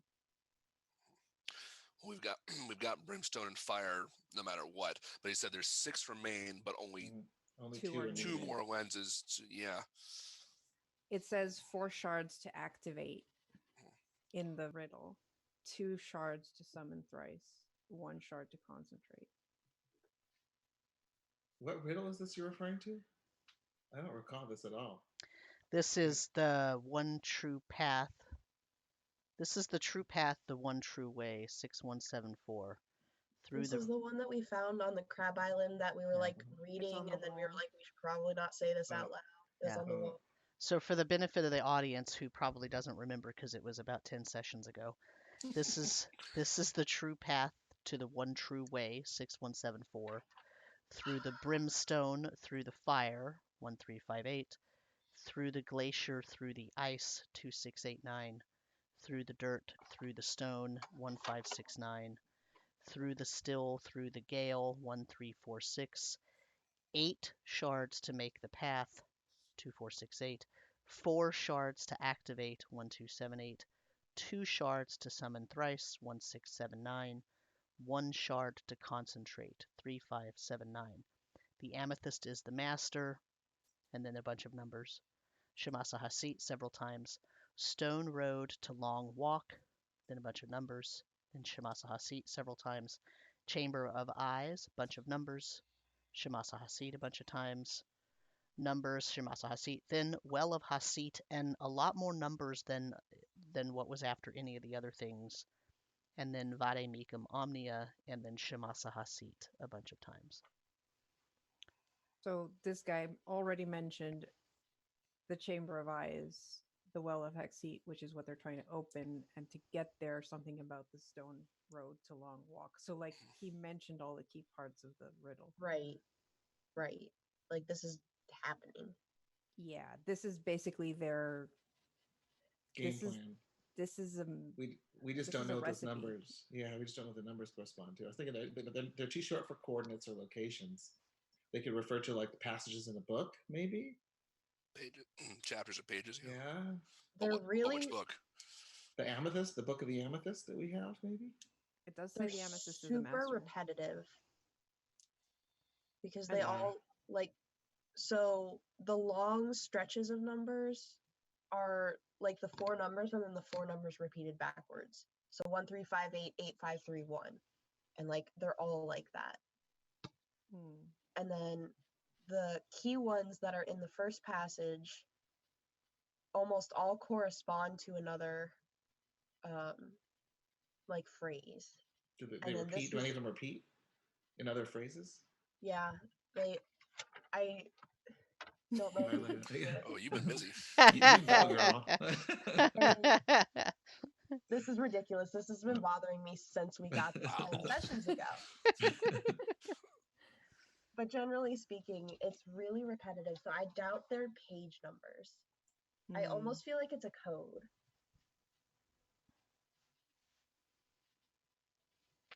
I don't know. As long as it's not the number of souls they need. Oh, let's hope not. Yeah, that's a lot. Okay, well, the solid information we got, they are planning to open the well and release the Blue Plateau. So that kind of corresponds with what we were thinking about releasing like the army onto this plane, maybe merging the planes. Okay, but what does this have to do with our world getting covered in water already? Like, doesn't it seem like that's what happened? Didn't a bunch of I mean, you didn't would even think. my people end up on this plane because we came from the water plane? Maybe he wants to finish the process. I was gonna say maybe that was the first step. Maybe releasing the water's the first step, and then releasing the souls is the second step. But why dead souls? Like, that's not how it's supposed to be on the water plane either. Like, it's not the dead plane, it's the water plane. Right. Well, we also got a location down the ladder in Darkport. Where's Darkport? Yeah, have we ever heard? I haven't heard. Have I ever heard of Darkport? Nope. Great. Boy, my However, Already question- would be handy however, if anybody wants to roll me Yes, please. a religion or nature knowledge check, lore check. I'm getting rid of this dice. Natural 20 on nature for 22. Oh, good for you. I rolled a 6. I'll roll religion. No, it's not gonna happen. Yeah, I got an 8 for nature.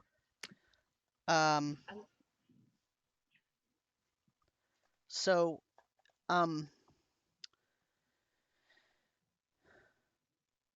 when you talk about the plateaus, in order to get from the common plateau to the Green Plateau, there are strands of energy connecting those plateaus, and if it connects the Green Plateau to the common plateau, it's called a gate.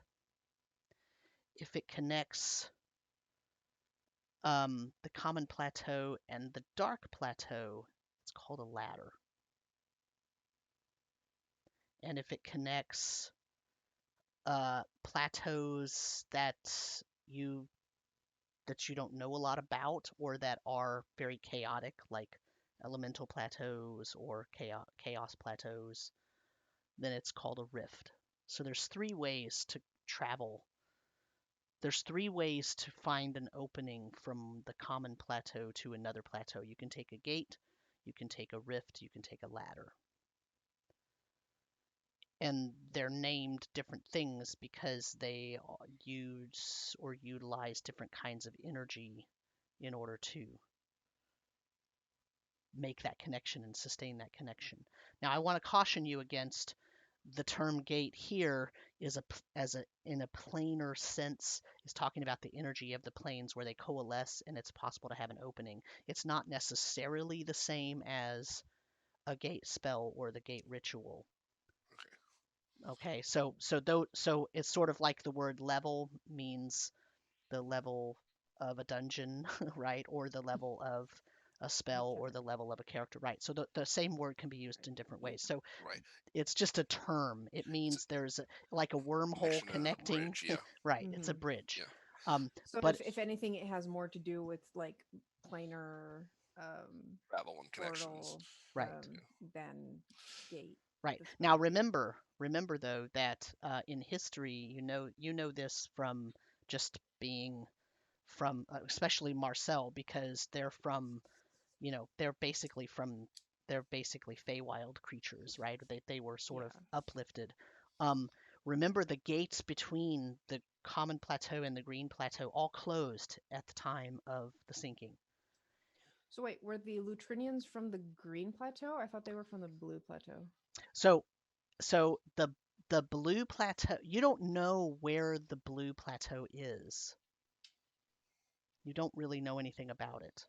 The Green Plateau is a known entity, but everyone knows, everyone who had any sort of connection to an alternate plateau knows that the connections between the Green Plateau and the Common Plateau all closed during the sinking. So the Lutrinians are native to the Green Plateau. Yes. Yes. Okay, so you said down the ladder in Darkport. You said that a ladder is essentially this tunnel or gateway Could be a between gateway, yeah. between the common plateau and the plateau of shadow or darkness. That's one of the symbols or sides on our cube we've got, if I remember right. So we could try activating the cube to go to. If we really would have jumped to I that, don't know if yeah. we want to start with the dark one. No, that doesn't sound friendly. But that means that this guy may be from there or may have connections to the Dark Plateau. Unless he's just using that as a extra planar hideout. Either way works. Right. Well, Well, we don't know where these other lenses are. I mean, obviously, if we knew where they all were, it'd be a pretty simple affair to just get there quickly and destroy them. right. But we don't know where they are. So they're going to be able to complete their tasks before we can find all of them and destroy them. So trying to find the lenses at this point, I don't think it was a winning strategy. I don't think so. Probably gonna be a shot in the dark at best. Right. Yeah. So finding lenses out. Going to Laralak's hideout is probably not a good option. I don't think he's there though. If we were able to find his hideout and figure out what he has there that he's plans. left behind, We might find his plans. we might be able to find out where the other gates are. Because that's what we're missing, right? We're missing his game plan. We don't know where he's moving, what he's doing. If we know where the glacier, ice, dirt, stone, brimstone, and fire lenses are. But only 2 of those are the important. He only needs 2. Okay, he's got Still and Gale. Those were the last 2, but they're not even in the order. You really want to get a lead beat on where Laralak is right now. I could do it, but it's very dangerous. What do you mean? So this robe I've got that we got hold from those pirates, one thing it lets me do is I can try to use it to look through the eyes of somebody else. I tried using it to try to track down the mud creature after it jumped back into the wall. I couldn't find it. I could try using it to see where he is now, but there's go ahead. We don't want to risk him finding us. Exactly. There's the risk. And I give actually a slight pause and sidelong look, and then I say, yeah, there's a risk that the connection is 2 ways, that he could look through my eyes as well. Look through one of our eyes. Look through one of our eyes and see if we can, and we'll see if we can detect it. Okay. I will change the view to look through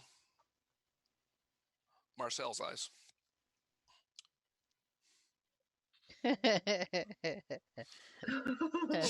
Uh-oh. Okay.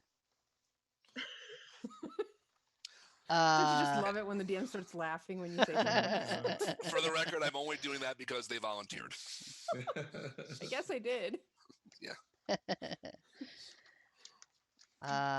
Okay, let me think for 2 seconds. Sure. In the meantime, I'm going to start... Sorry, go ahead. This will be a 5-minute process that I'm doing this. I'm going to ask Axley, did you get the rods? Yes. All right. I think we should... Maybe not right now until Khonnos is done, but...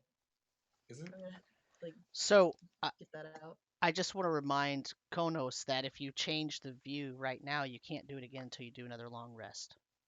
Right. Yep. So you change the view.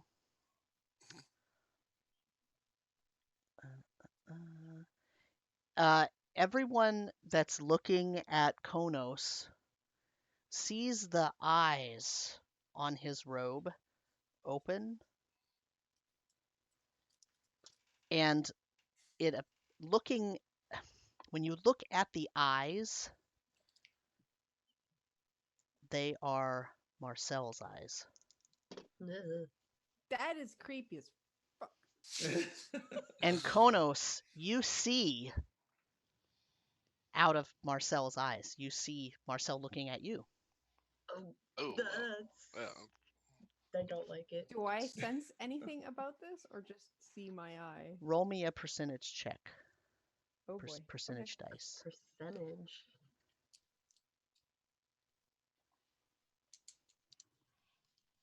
52. You know that it's happening, but you don't know.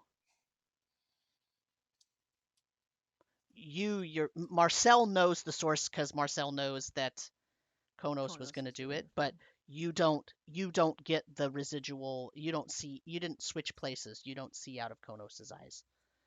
But can I have like a sense that other than seeing it? Nope, you know it's happening, but you don't have a sense of who it is, where they are, other than so it's hard because Marcel has other knowledge, right? Marcel knows that Right. Khonnos is doing it, but in But I don't terms feel of some kind of like wiggly magic happening. Or no, anything. you feel it. You know that something happened to your perception, but it was almost like Okay. like an itching in the back of your throat. You don't Mhm. really know, like, it's not really a noticeable thing. You can't shake it, but it's not so bothersome that it doesn't stop you from doing anything normally. Now, Khonnos, Yeah. as the minutes tick on and you are looking through Marcel's eyes, you start feeling a warmth in your chest area, and your vision starts taking on a slightly purplish hue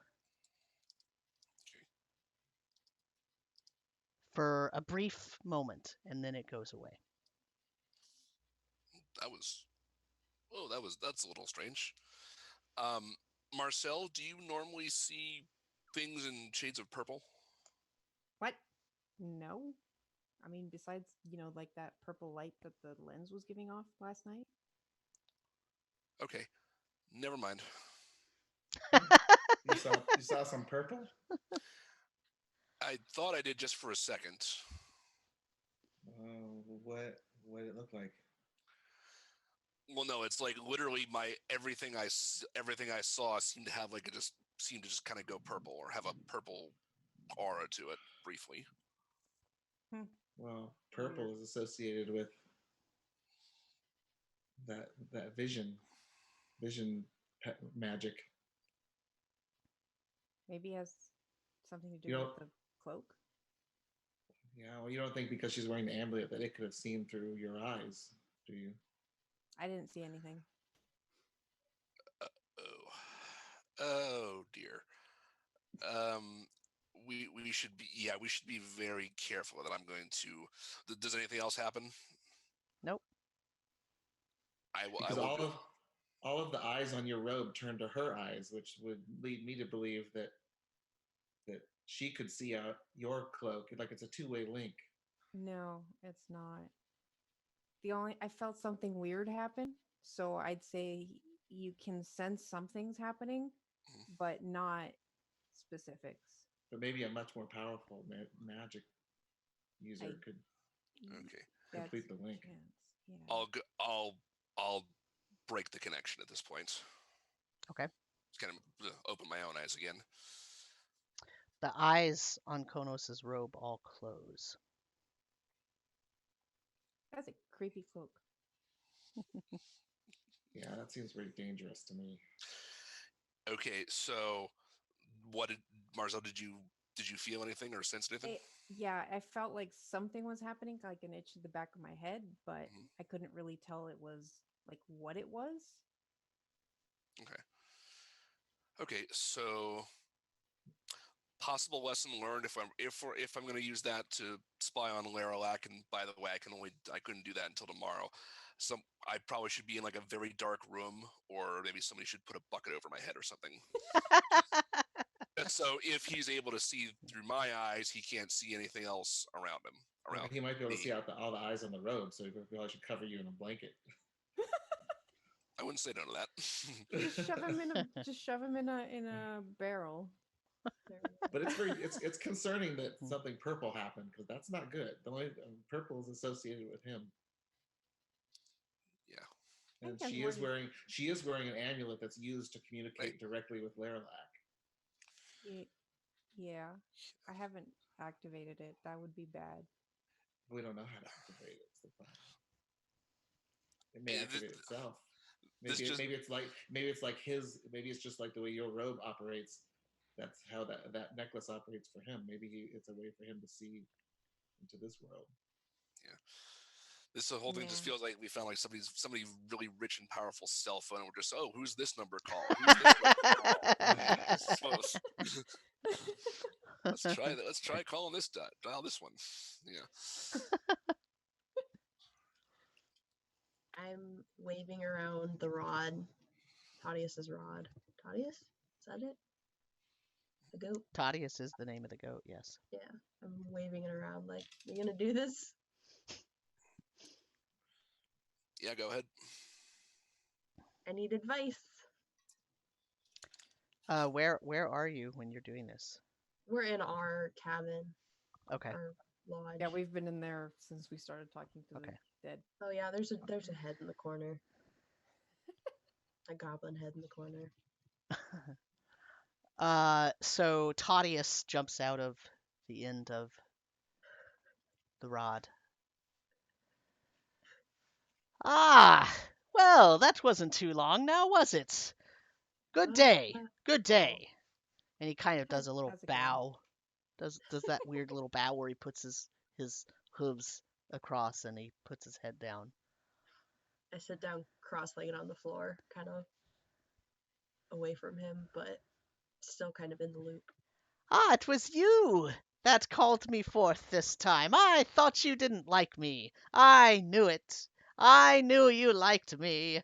I knew it. What's that smell? What's that? Oh. Goblin head. Why do you have a goblin head in the corner? It really ties Gross. the room together. Ah, see, you still have your sense of humor intact. What can I do for you today, Captain? Oh, God. We are unsure of what to do. About what? Were you explaining everything and then being I was gonna some say. advice? Yeah, we have many questions, no answers. I pretty much answer questions, but yeah. I pretty much like lore dump at him. Just everything we've learned, and just we don't really know where to go next. Every single thing? I mean, not like briefly. What do you tell the him? House of Adram, Laralac, the Howling Gates, all that jazz. The riddle. The riddle. The answer to the questions we asked. I hope you just show him the riddle and not say the riddle out loud. Yeah, I just hold up my notebook. Hold up my giant piece of colorful paper.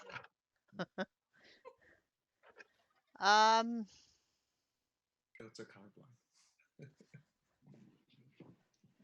Well, I guess my question is, what exactly do you need advice about? So, we don't, like I said, we don't really know where to go next. Our plan was to go to Calport, although this army seems to be looming in the distance and we don't know if it's going to come attack here. So, we have options to maybe go through the Howling Gate. We can also go to Calport to see if we can find more information. We can track down Laralac and see what he's doing. We just don't know which option is the best route to keep everyone safe. But it sounds like our goal is we need to somehow interfere with his plan. We just don't know the best course of action. Yeah. How do we stop this from happening? Right. Here's kind of a stretch question. What's the best way to destroy a portal between one plateau and another?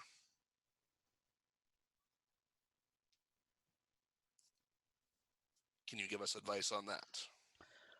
Well, the best way to destroy a portal between one plateau and another. Well, if I was going to do that, I suppose I would destroy the plateau on one of the sides. That would definitely destroy the portal. Seems a bit overzealous. I don't think Well, it is. okay, well, if you're not going to do that, well, you could just, well, wait, what sort of portal are you talking about? Just a portal? If it's just a teleportation portal, then you can just destroy it. I mean more like, go ahead. We did close. It's a gate more than a portal. Right? Oh, you found a gate. I see. Well, the best way to close that is to cast the closing ritual, but that won't make it go away. It'll just close it. Do you have any idea where you'd find places to open said gates? You know, I heard there was a problem with the gates to the Green Plateau, that they all closed. I was wondering what could possibly do that, and I came to the conclusion that if you couldn't create your own gate, but you wanted to use the gates that were already there, but you wanted them to go somewhere else, you could close them and then try to open them elsewhere.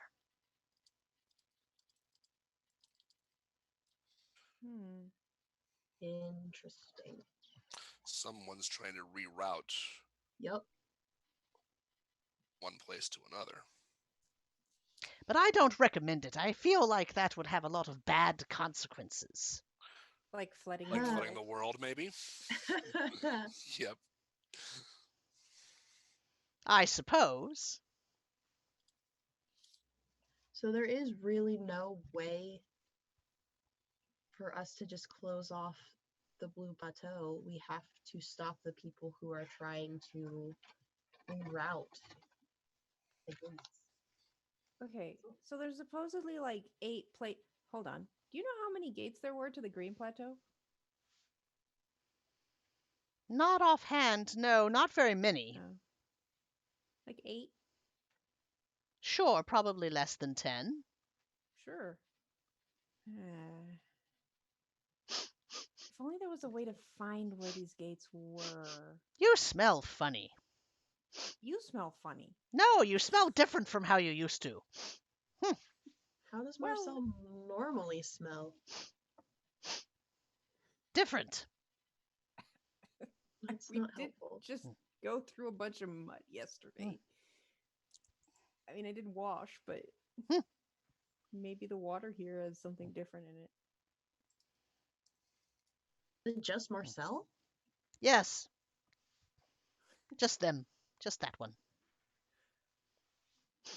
He kind of moves away from Marcel. He tries to move a good distance away from the head of the goblin and Marcel. All right, let me do something about that. I'll prestidigitate on the head to make it not prestidigitate some lice all over that thing. And Marcel, apparently. What are you smelling off of me? Just the head.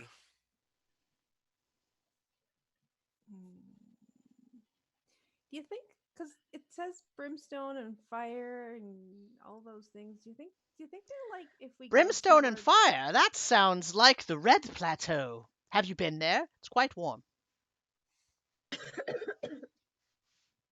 Well, no, don't have any desire to really go there anytime soon. But if somebody did want to go there, where might they find a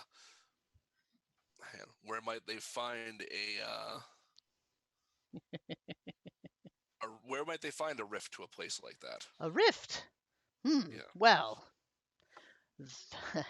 Well, you have to get a special invitation to one of the rifts of the Red Plateau. They throw the best parties. If brimstone and fire remind you of the Red Plateau, what about the Still and the Gale? The Still and the Gale. Well, it kind of sounds like here. Solid. Oh shit. Oh. What? Wait, so you're telling me these are all on different planes? That's what it sounds like. That's yep. That It sounds like he's What raiding is? souls from all the planes. One Who second. Who? Empty- Who's He's got emptying out. sails? who has the So- lenses? So if there's only 2 on our I think there's- plateau, we'd have to go to another plateau Yeah. to stop them from opening 2 Yes. more. I'm gonna pull out the cube that has all of the faces on it with the different symbols of the plateaus. So you Who has- said Who has the lens? I'm sorry. I really want to pull it out. I have 1 lens. Someone probably- uh, Marcel probably has Mhm. the newer one we got. Yeah. No, I have the old one, and I specifically said I don't want to hold on to Yeah. both. So one of you Khonnos took the has other the one. second one. Oh, okay. Yeah. All right. Yeah. Can we pull those out? No. What, you mean You- this?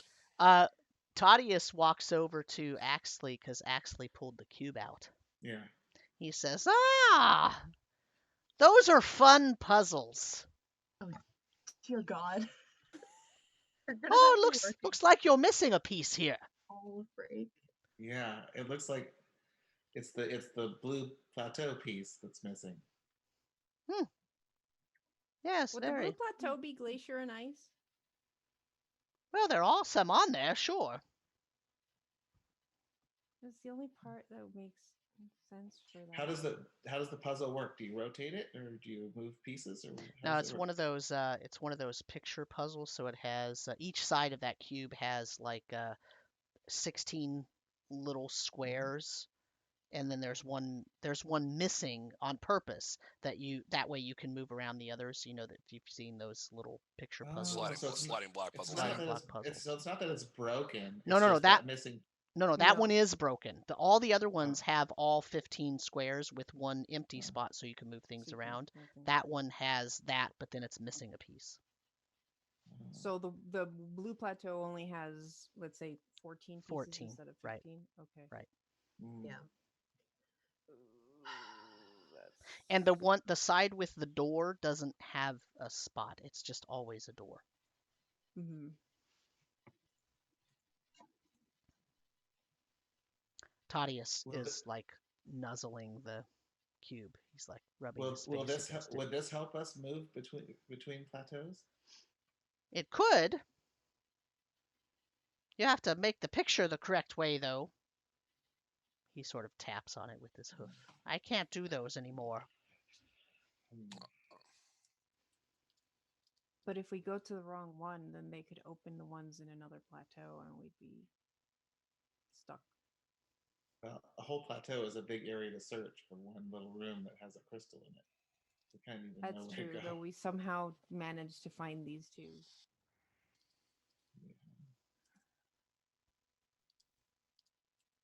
I'm still like sitting on the floor with one of the lenses. Which one do you have? The newer one. The The one Okay. I took out. Yeah. Only found. What are you doing with it? I'm just kind of like looking at it really. It's still off, right? Yeah, it's still off. It still gives off a faint bluish glow. Bluish or purple? It was only purple when you activated it. I was gonna say it's still blue, I think. Because the first lens was it's a yellowish when it's not activated, but it's blue when it's activated. The second one is pinkish Blue. purple and blue when it's not activated.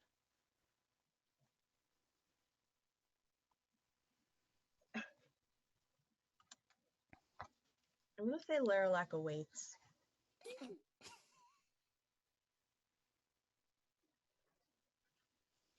I'm gonna hold it up and say that and see if anything happens. Okay.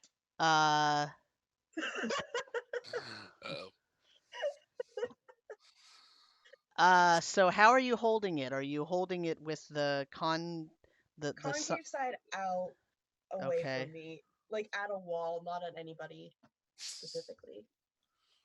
Okay, the lens starts projecting. It takes it a couple of seconds. It flickers and then it projects. And it projects into that same laboratory room that you saw when you were in the room on Crab Island. Except it looks like it's not being used right now.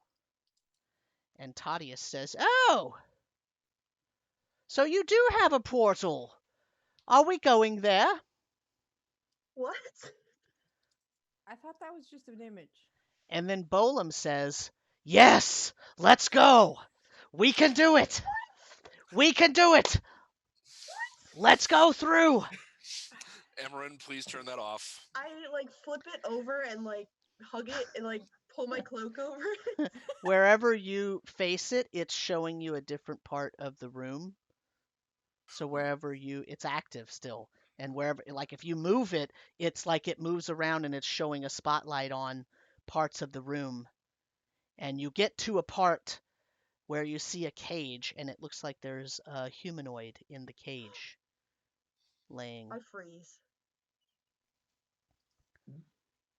Wait, You but this you is hear perfect. Toddeous He's not- go, "Oh, now that's interesting." What's interesting? Bolum says, "Let's do it! We can go through! We can do it! I'm gonna Come try to on, leap through. Khonnos! You slept a good night's sleep. Let's go!" I try to leap through into it. Into the wall? You just Into the image. you see Axley jump, but he just jumps and he's just blocking the light, and where the light is shining, it's just on him. So it's not a Is it- portal. Can I get a look at the person? You might have to walk a little closer and try to not I block walk the light. closer. I mean, you're holding the lens, so as you Yeah. walk, it stays the same. You're gonna have to have somebody else hold the lens. Someone hold this. I give it to Axley. And I walk closer. Axley, do you take it? Yeah, I'll hold it. Okay. Okay, you see a humanoid person laying in the cage. They Can look I like you can't get very close. I mean, they're in the middle of a cage. You can't reach through the cage, but you see that they are breathing very shallowly. We did find hello? out. I call out. The form stirs just briefly, like kind of moves as though they hear something, but doesn't move enough for you to see very much. I keep calling. Wake up. Hey, who are you? We're here to help. The person sits up and rubs their eyes and blinks and looks right at you. It's your mother.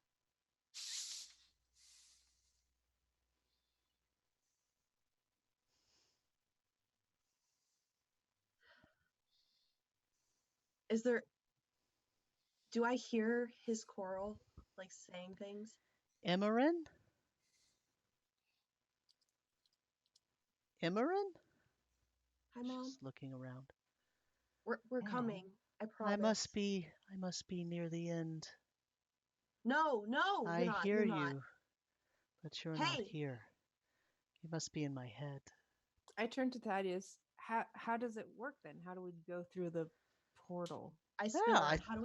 How do we get there? I think you must activate it some more somehow. I thought it was active, but I guess I don't know. I guess we'll need a teleportation, but I'm not sure where that is. Do you know where it is?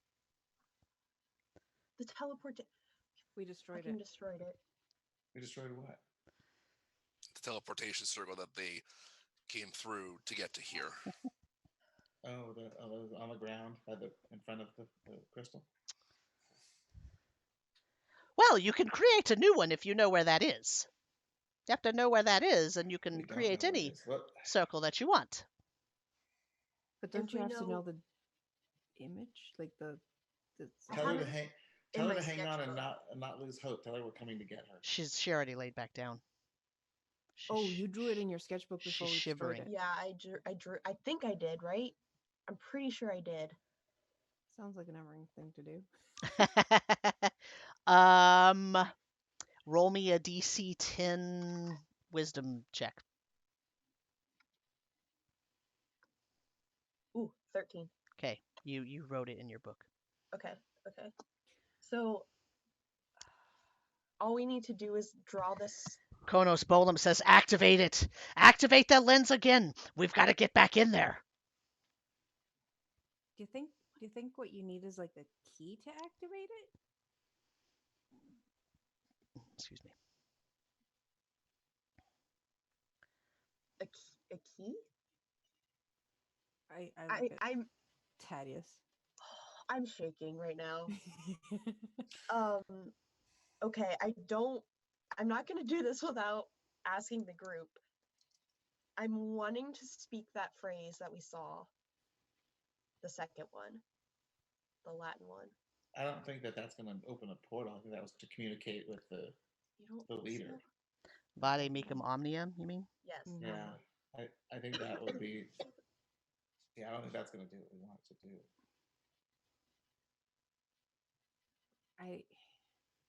I go back to Toddeous.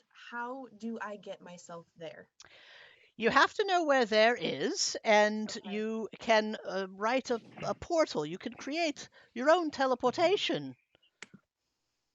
Do I need specific materials? Do I just need to Well, know the you have to location? know how to cast a spell to make the gate work. The gate? Bolum says, Khonnos, you know how to do it. I spin on Khonnos. Khonnos, you gotta get me there. You have to know where there is, says Toddeous. Don't we? It's down the ladder in Darkport. Oh, it's down a ladder. Oh, well, you have to find the ladder. We have to find the ladder? Well, there's more than one.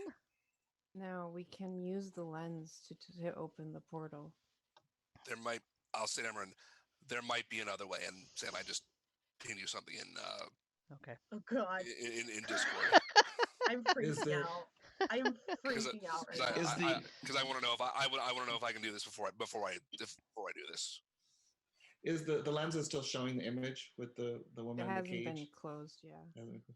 I'm gonna take out the rod that says "I am lost, but now I'm found" on it, and I'm gonna point it at her, and I'm gonna say "I am lost, but now I'm found." Hold on. Wait a minute.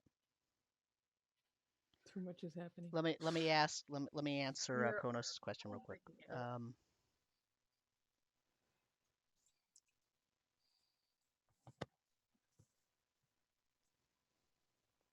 This pause brought to you by Waking Cat. Hello, cat. How was your nap?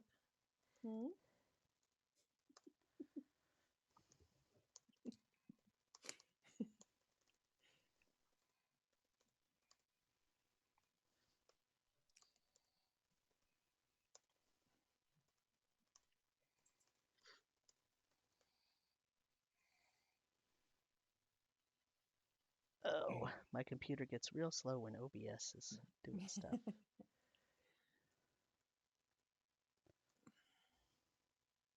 Sorry, not trying to keep everyone in suspense. Yeah, no, at the same time, I'm like, I have something I can say, but also I absolutely know that Marcel is waiting for anyone else to come up with any other way to do this. So wait, what did you do?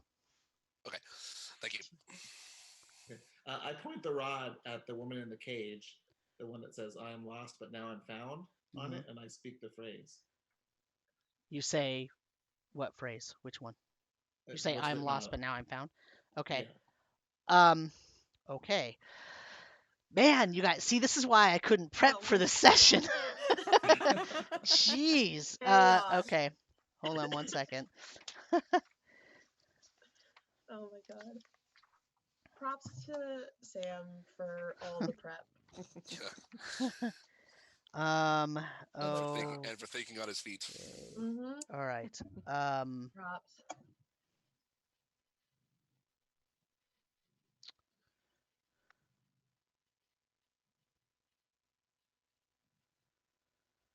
So you have to know Imran's mother's name. So you can ask her the name before you Yeah. win. Rayla. What's Rayla? Rayla. Okay.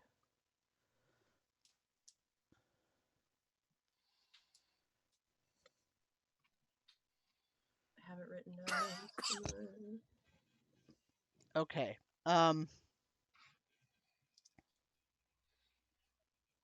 Rayla Laventry.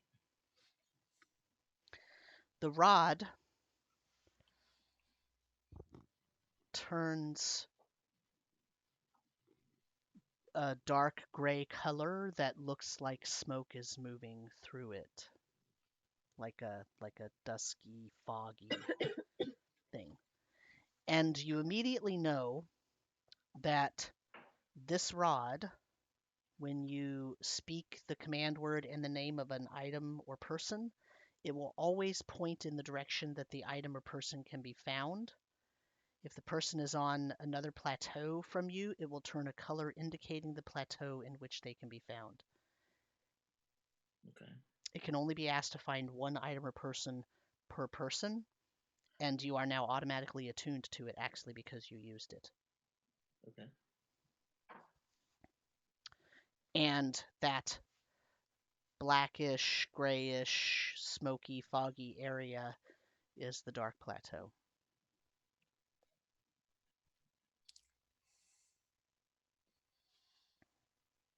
All right, Khonnos, what's your idea? But it doesn't give me any other information as far as like It the will best. it will always point in the direction to that item or person until you tell it to stop looking for that person or stop showing you where they are. So it's pulling right now, you feel it pulling Okay. in a direction. But Okay. of course it's almost a meaningless direction right now because they're on another plateau. My thought was I could try the ritual that the goblins were using to try to summon her to us. But if she's trapped where she is, I don't think it'll be able to bring her. I think we would have to go to her. Well, we wanted to go to his laboratory to find out what's there, right? I mean, That's where we're going. Right. My next question is, do we want to just go by ourselves or do we want to take some friends with us? well, what do we even know about the Dark Plateau? How do you even travel? What's the terrain like? I mean, we have a ship, but a ship is probably useless, right? So how effective are we going to be if we appear in this plateau many, many days journey from where we need to get to? We have nothing to travel. We have no supplies. I mean, how are we going to navigate ourselves there? If this ritual works the way I think it will, we can go directly to this place we're seeing. So you're saying making a gate from here to that room. Yeah. So as the gate spell is written, normally I can create a portal that goes to a precise location on a different plane of existence. So we could go to that very room and then use it again to come back to this very place where we are now. And what do you need to know to make that happen? Like how can you get us there? How can we be sure that's where we're going to end up? Because Bolum says so. I'm trusting that the loudest voice in my head at the moment is going to get us to where we want to go safely. That's our winning strategy. Listen to the loudest voice in your head. I can't speak for the other ones at the moment, but Sam, I sent you a question too. Oh, if that's all we got, I'm going for it. I'm in. Well, we need to think through so we have the best chance of success, not just rush into danger. Okay, That's not going to help her. My one question is, Khonnos, can you cast that spell more than once? And how often, right? We'll be stuck there. Yeah, we're going to be stuck there. Yeah, I mean, we talked about I have the knowledge of the gate spell. I don't think it used a spell slot, but I don't know if we talked about if it's a once per long rest, once per day, or a one-time only thing. Or this might be a cast it and find out. I like that option. I'm worried that it might just be you have this knowledge. You used it once and it just disappears. Yep. I'm still so game for it. Then we're stuck in the shadow zone. I'm yeah, okay with because that. if there's one plane to be stuck on, that's probably not the one we want to be. I mean, it's not the abyss. I will say that. It's Valid. still pretty bad though. Valid. So basically, this would, if it works, this will create an opening to there for it'll last for 1 minute. We can pop in, get her out, pop, and we have a minute to get in, get her, and get back. So it wouldn't be 1 minute. That's not impossible. That is not impossible. So we could use the lens to scope the area out, see what we want to grab, go in, grab as much as we can, and then jump back I'm out. literally not even thinking about anything else at this point. Well, I know we all know that Emran is going to go free her mom. We have the chime of opening we can use to unlock the door to her cell. The rest of us concentrate on getting whatever looks like it's useful, and we can figure that out before going. If we're doing this, we have to do this before someone shows up in that room. Toddeous says, well, if you're asking for my advice. Sure. What do you got? What do you got? What do you got? I would find a way to this room first and use the gate to get out, rather than using your fancy Bolem gate to get in. And this one still smells. I recommend getting rid of the stench.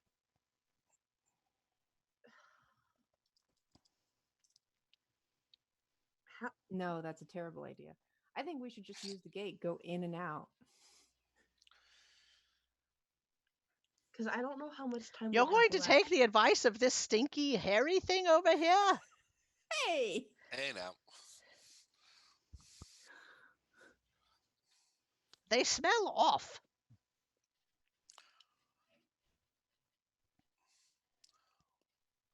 We have any other options? So we have the gate. We could go in and out, or we could just go in and stay in and find a way out. We can activate the lens one, but that would be bad because then Laralac finds out. Right. Also, you were talking about getting some of the Hokka warriors. Do we want to say, hey, who wants to come with us on this? If we're going in for one and popping in and out in 1 minute, then we don't really need a Hokka. Could this be a trap? It seems awfully coincidental that your mother is in Laralac's lair. Maybe she was trying you just saw her right now, and we didn't see her before. No, we weren't. We also bolted the last time we did this. Yeah. We fucking ran as fast as we could. The lens wasn't moving either. It was fixed. The lens wasn't moving. It was stationary. This was just happenstance. This is pure luck. Yeah, that's what worries me. I mean... Okay, but what about... Oh, wait, but the circle, you need to actually know how to cast a spell that we don't have. Right. What spell would that be? I don't know how you find your way to someplace when you don't know where it is. Magic portal? I don't know. I don't even know if sorcerers get that spell. I was gonna say, I don't know if I get that spell. Talking about like teleportation circle? Yeah. Probably. That's just wizards usually. Wizards, yeah. Yep. Maybe bards, because bards can do bullshit. Yep. Wizards and bards who know too much for their own good. Yes. Yeah. Yeah, I don't know. I know there is another option, but the problem with that option is that it will absolutely, like Laralac will absolutely know that it's happening. Right. So I would not suggest it. This is so frustrating. Actually, are you getting a sense, like you said, you're knowing the direction to the? Is it showing like where a portal is, or where a ladder is to the? That's No, my impression is it's just trying to take me to that plane, but it doesn't have a conduit to get there. So it's telling me what plane it's on. Until we get to that plane, it won't point the direction. Okay. I think our best bet is to open the gate, the Bolem gate, go in, and out in a minute. The problem is if something happens in that minute. Well, Gonna get fun. If. We're gonna split the party between planes. Oh God! Oh, that would be the worst. Really screw the DM over. Mhm. I mean, if we get locked in Laralak's side, or in the dark side, I suppose we could open it again from the lens. But again, that would alert Laralak. But at least then we'd be leaving. Well, if we happen to get stuck over there, and I'm able to use gate a second time, like I said, we could just pop back here or onto our ship. Yeah, but what if you have to wait like a whole day for that? Yeah. Emran, what do you want to do? I'm suspicious of this fortuitous In the lure back of jumping my into the head, unknown. I'm a little. Think of all the pieces that are lining up here. We just happen to get this gate spell.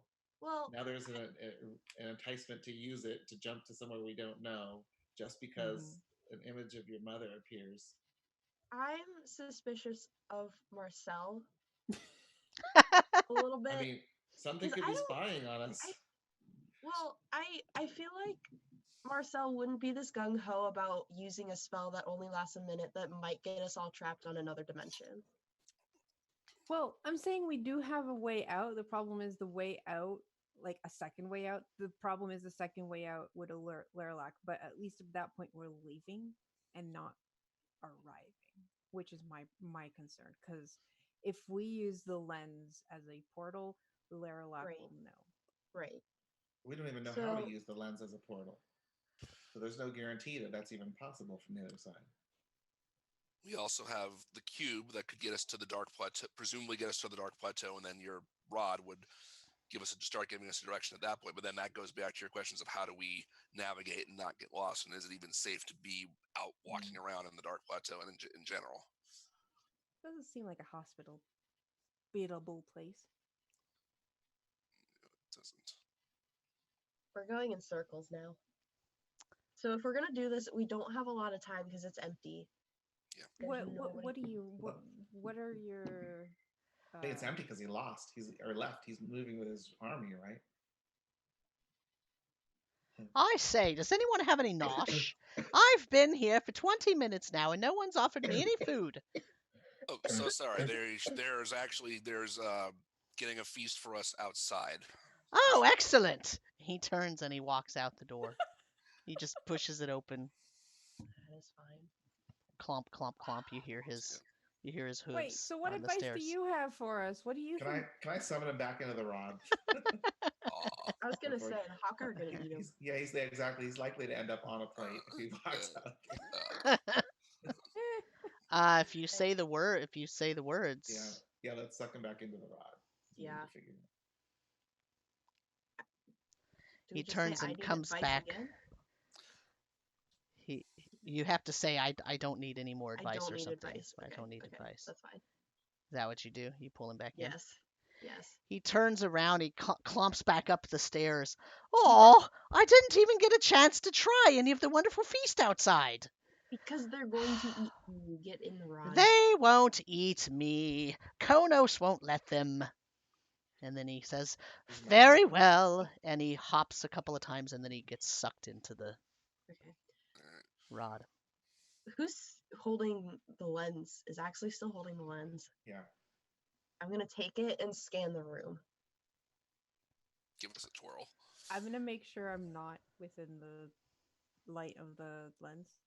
Okay. So Uh, I just like move away as you're moving the lens around. the room is relatively large, but it's circular, like as in Okay. as if it was a tower. Yeah. You do see a set of spiral stairs leading down and a set leading up, Okay. and there are some big tables with sort of alchemical equipment on them, Okay. and a large cat in them. No, just kidding. Oh wow. I just saw it in Yep. Karu's lens. And and you see several bookcases, and you do see a pedestal that has a book on it. Yeah, we definitely want that. It's a very large, tell what it says? very large book. You can't I see. know I mean, you that, could but if someone else walks up to it, you probably could. Absolutely not. You know that book? I'll walk up and take a closer look. do I remember what this book is? I don't even think I looked at it that well. You learned the name of it. You learned that it said the Book of Proofs Oh yeah. on the front. And that is indeed Book what of this Proofs. one says. The Book of Yep. Proofs. Is it open or closed? It's closed. Oh, okay. This one does not have a blue cover, though. I believe in your vision it had a blue Yeah. cover. It did. Yeah, this one is dark gray with like darker rivulets of color running through it. And it has little patches of lighter areas that are stitched. It's how close is anybody getting? Who's walking up to it? I said I would. Khonnos, I think. A roll a perception check. Another natural 20. 20. Man, 22.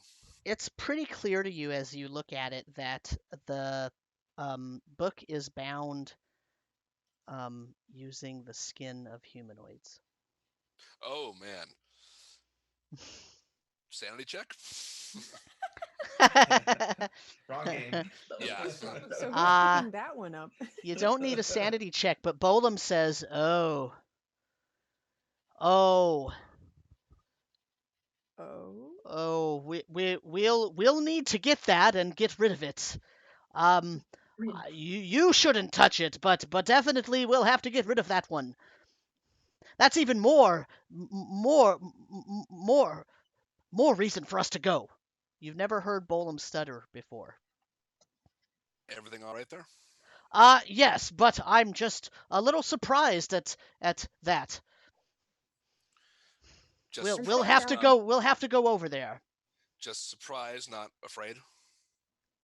No, of course I'm not afraid, but that's nasty. Wait, can't you just ask Volum how many times and how often you can cast Gate? If I was to use this spell, would we be able to get back safely, or is this something we can only do once? Why would you want to come back? We would use the gate to go over and get rid of all of the howling things coming through it, and that book. We have to get rid of that book. Well, yes, but then when we're done, this is our home. This place here is our home. We'd want to come back. Well, you'd have to find your way back, of course, but we would have to go through and get rid of all of the howling things. All of them. So you're saying that we'd have to find a different way, that I couldn't use that magic again to get back. Well, I don't know if you could or not, but why would you want to? We would have to go get rid of all of the howling things. And why do you think they're on that side? Yesterday you thought they were in the water plateau. All I know is when he opens his gate in his brain, we're gonna go. How many howling things are there that need to be gotten rid of, and why? There's 8 and a really big one. So I guess 9. Okay. And why do they need to be gotten rid of? Oh no, that's not. Well, because it's to save life. Is one of the howling things the dog at the Trapped in the coral back in the temple? Is that one of them? One of the 8? Yes, that one is. It's one of the little ones. Then there's a big one. We need to get the big one. We have to get the big one. God. Before going anywhere, maybe we should get rid of that dog thing. Yeah, I'll tell you what. Let's start with that one over here. We'll use that one as a warm up, and then we'll go for bigger prey. So, I'm hungry. Who else wants breakfast? I start walking towards the extra hut. Hey, stuff's getting cold out there. Let's go. I'm gonna sit down with the lens still in my lap and go through my notebook, and look at the sketches I got from that vision. Are you going to deactivate the lens or you still have it active? No, I have it like in my lap and it's like on my mother again. Okay. And you're going to do what now? I'm looking through my notebook and I want to know if I recognize the sigils on the two humans that had my mom. I didn't write down exactly what they looked like, but I want to know if I recognize them now that we've run into a bunch of different things. You mean the ones in your vision? Yes, the ones that were after my mom in the library.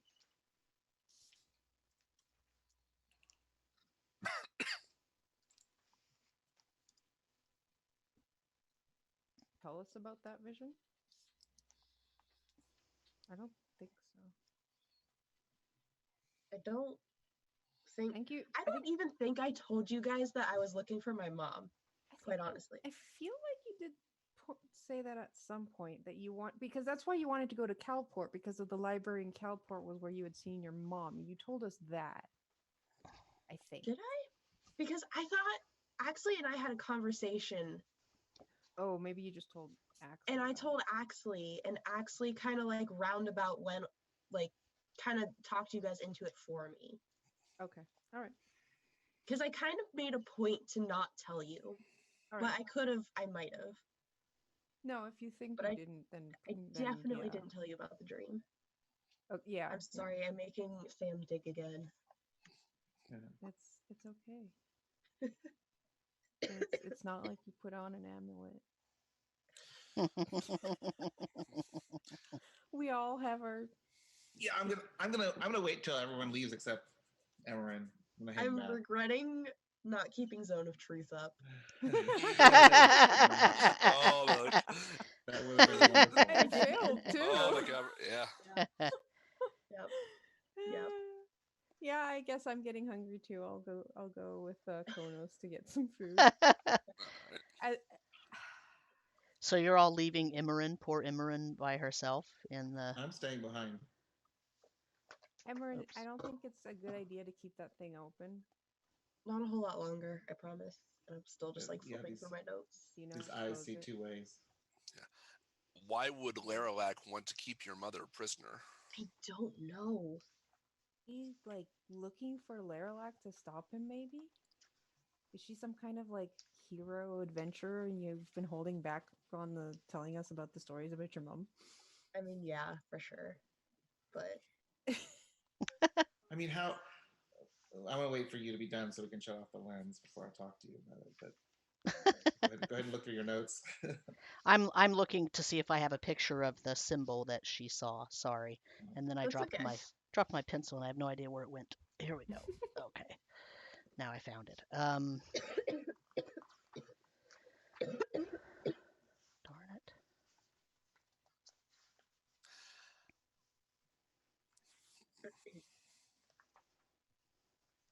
Well, if you guys hear anything beyond your mother's breathing, shut it off immediately. Do you know how to shut it off? Will do.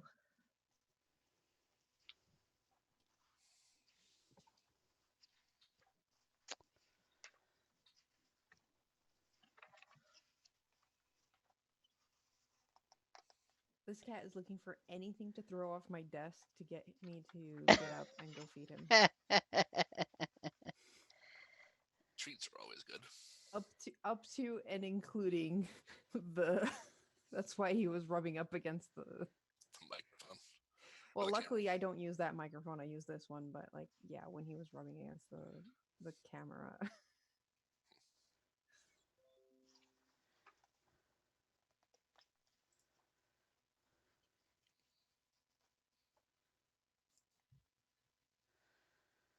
I think I don't have a good picture.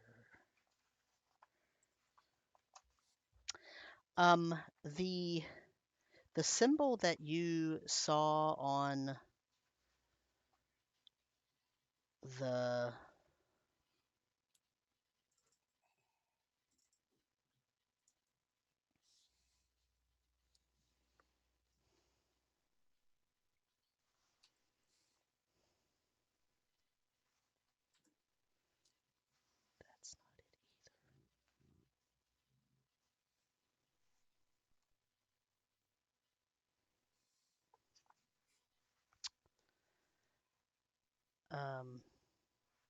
This is what I get for. See, this is one of those prep things, right? Is I don't have Yep. the symbol ready to show you or tell you about. But I will tell you because I want to be able to show you a good picture of it. But I will tell you that you don't recognize it. It's not like anything Okay. that you've seen up till now. Okay. But you would recognize you sketched after your dream. You sketched a Yeah. good enough image of it that you would see it and recognize it. If you And saw there's if you saw it also, again. I'm sorry, I'm gonna go That's down okay. this track again. There was a crystal piece that I had Yep. that filled the gap in the sigil. Yep. Did that look anywhere familiar, like amethyst? Yeah. Is it around Marcel's neck? Uh-huh.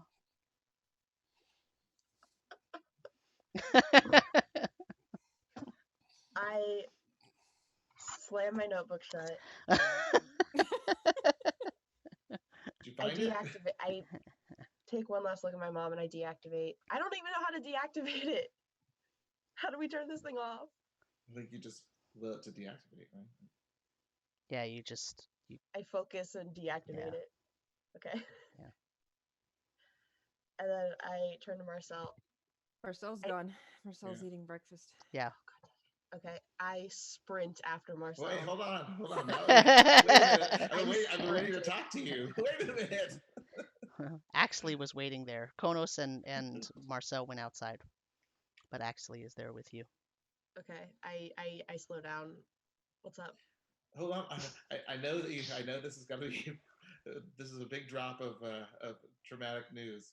Trying to spotting your mother here, but we need to think this through before we rush headlong. I'm concerned about the fact that we have a lot of influences in our group pulling us different directions that are not necessarily voices that we can trust. We've got talking magical willful coral that wants us to jump headlong through a gate. We have Laralak's influence now potentially amidst us somehow with these crystals that can see both ways, eyes through robes. I'm starting to get a little worried that we may not be getting the best judgment. I mean, I'm aware. Input. But like, what other options do we have? These are the people we're stuck with. And they've served us well so far. They haven't really... They're trustworthy, I think. Now, there are, like you said, outside influences, but she's dying. You saw her. She's not going to live a whole lot longer. We have to do something soon. She's been missing a long time. How She's been likely missing is it that she happens to be in a cage in his laboratory in a state that she would have to have gotten there recently? I mean, that's not something that someone's in for long term. So it just seems strange that at this point in time, she's in a very temporary, precarious situation that speaks to you immediately that would cause you to rush headlong into the unknown. So, Imran, I want to remind you that when in your vision, when you went into the library, it had you sign in. Yes. What did you sign in as? The trusted daughter of Goras. But then at the end, when you looked in the reflection, who did you see? My mother. So she is... I don't know, like, cleric necessarily, but she is connected to Goras.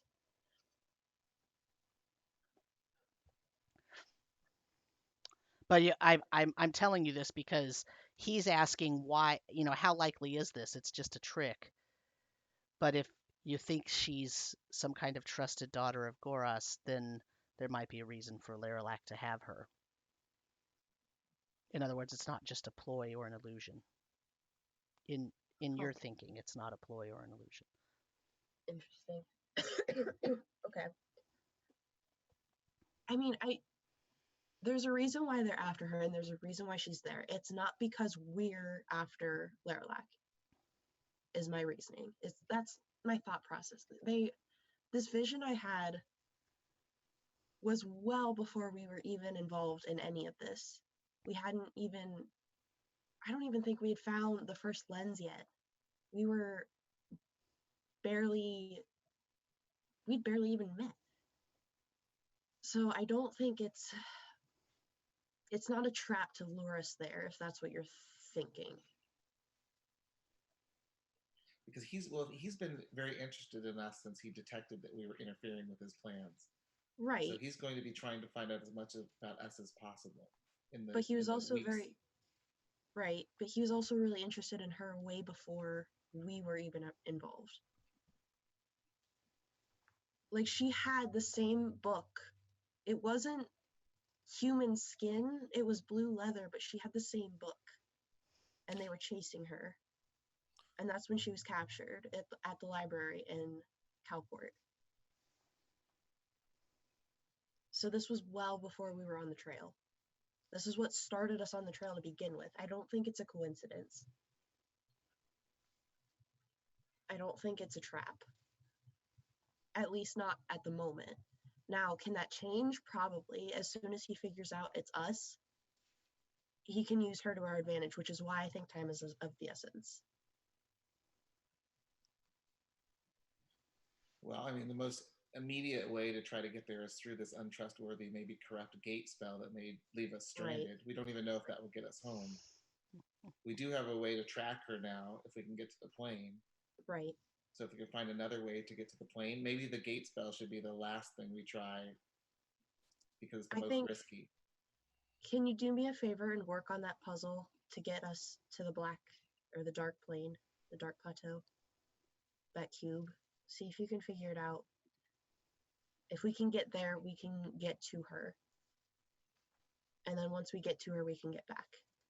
And then if we need to go back to the dark plateau, we can go back. But getting her out is my priority. I don't know about the rest of the group, but we have to get her out. She could die.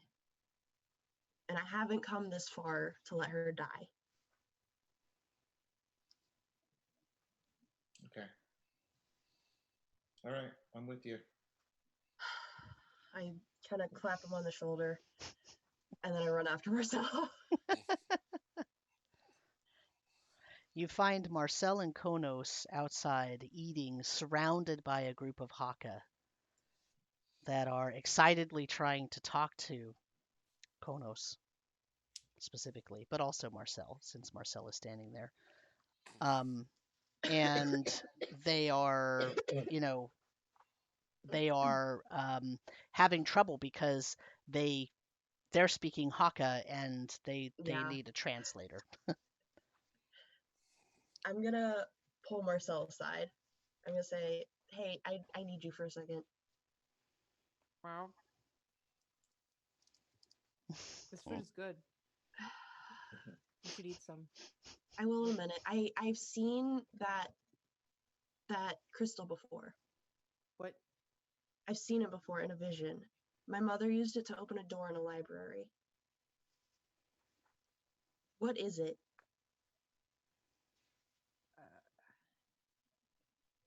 Are you sure? Well, there's more than one, so she could have used another one. I mean, I'm sure, but it might be important. Well, from what we've realized, they seem to be like the amulets that are used to channel certain magics for whatever Lerlac is up to. It has different uses. Can I see it? And I hold out my hand. Sure, but not. Can we go like behind a building or something? Yeah, just out of sight of the rest. I mean, of the Hokka. I kind of tried to pull you away from the crowd. Like, okay. I kind of pull it out, but I just like hold it there. I cast detect magic. Well, yes, it's magical. I know, but I want to know. I want to know the school. Oh, probably more than one. Well, I don't know. This Marcel can tell me. Yeah, oh, I know. I've just seen you cast detect magic before, so I know what you're casting. I still cast it. All right. Sorry. One of the problems with like detect magic when it comes to magic items is figuring out what school each magic item has. Though I honestly sometimes I just go, it's enchantment because it's an enchanted item. Fair. Fair. Well played. I mean, that's the basis, right? Because it's an item that has been enchanted. So what kind of magic is going off of it? Enchantment. Yeah. It does have enchantment, but stronger abjuration, and even stronger necromancy.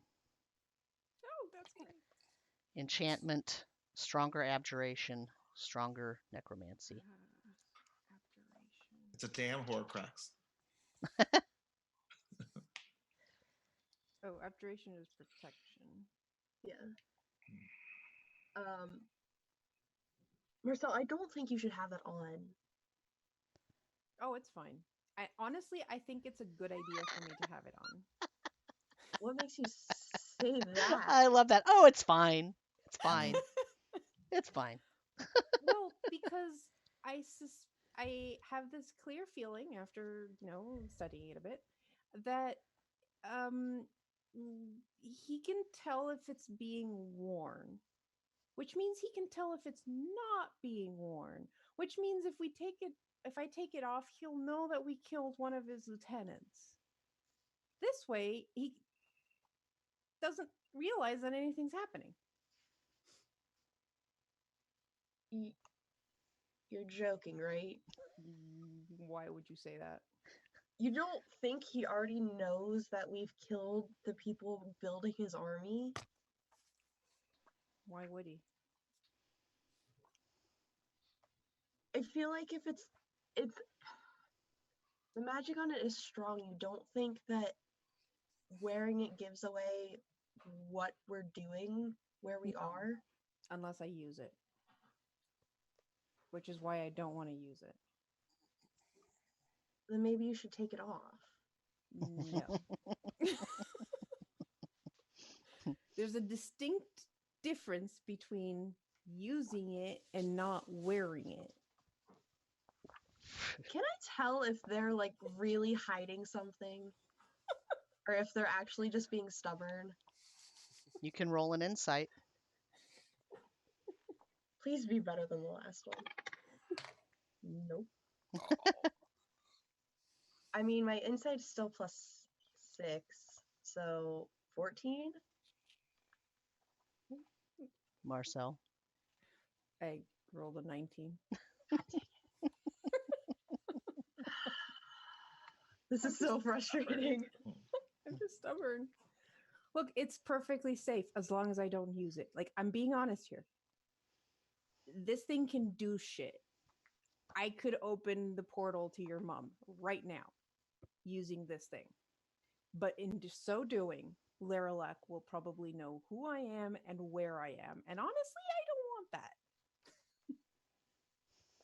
Right now, all he knows is it's being worn. Like, I'm not lying to you.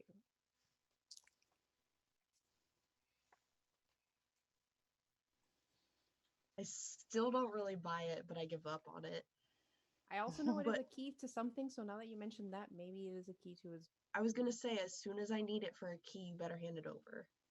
I can use it myself.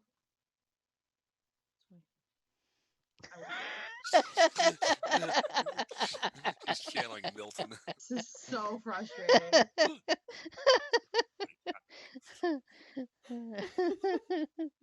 The most charismatic person in the party had to put it on. Of course. Who also happens to be trained in deception. It's fine. We're safe. It's okay. You didn't tell me what schools were on this thing, did you? No, I didn't. No, I mean, Emran. Oh, Imran, did you say? I mean, yeah, I definitely mentioned necromancy. Okay. That's the one that concerns me the most.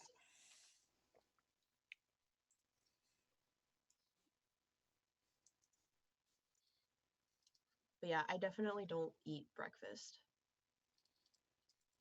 I'm like still like I go back to the hut and actually like skim through my notes. I mean, there's that book about the amethyst way that maybe has some. Oh, that's right. We Information in actually it? have a lot of books.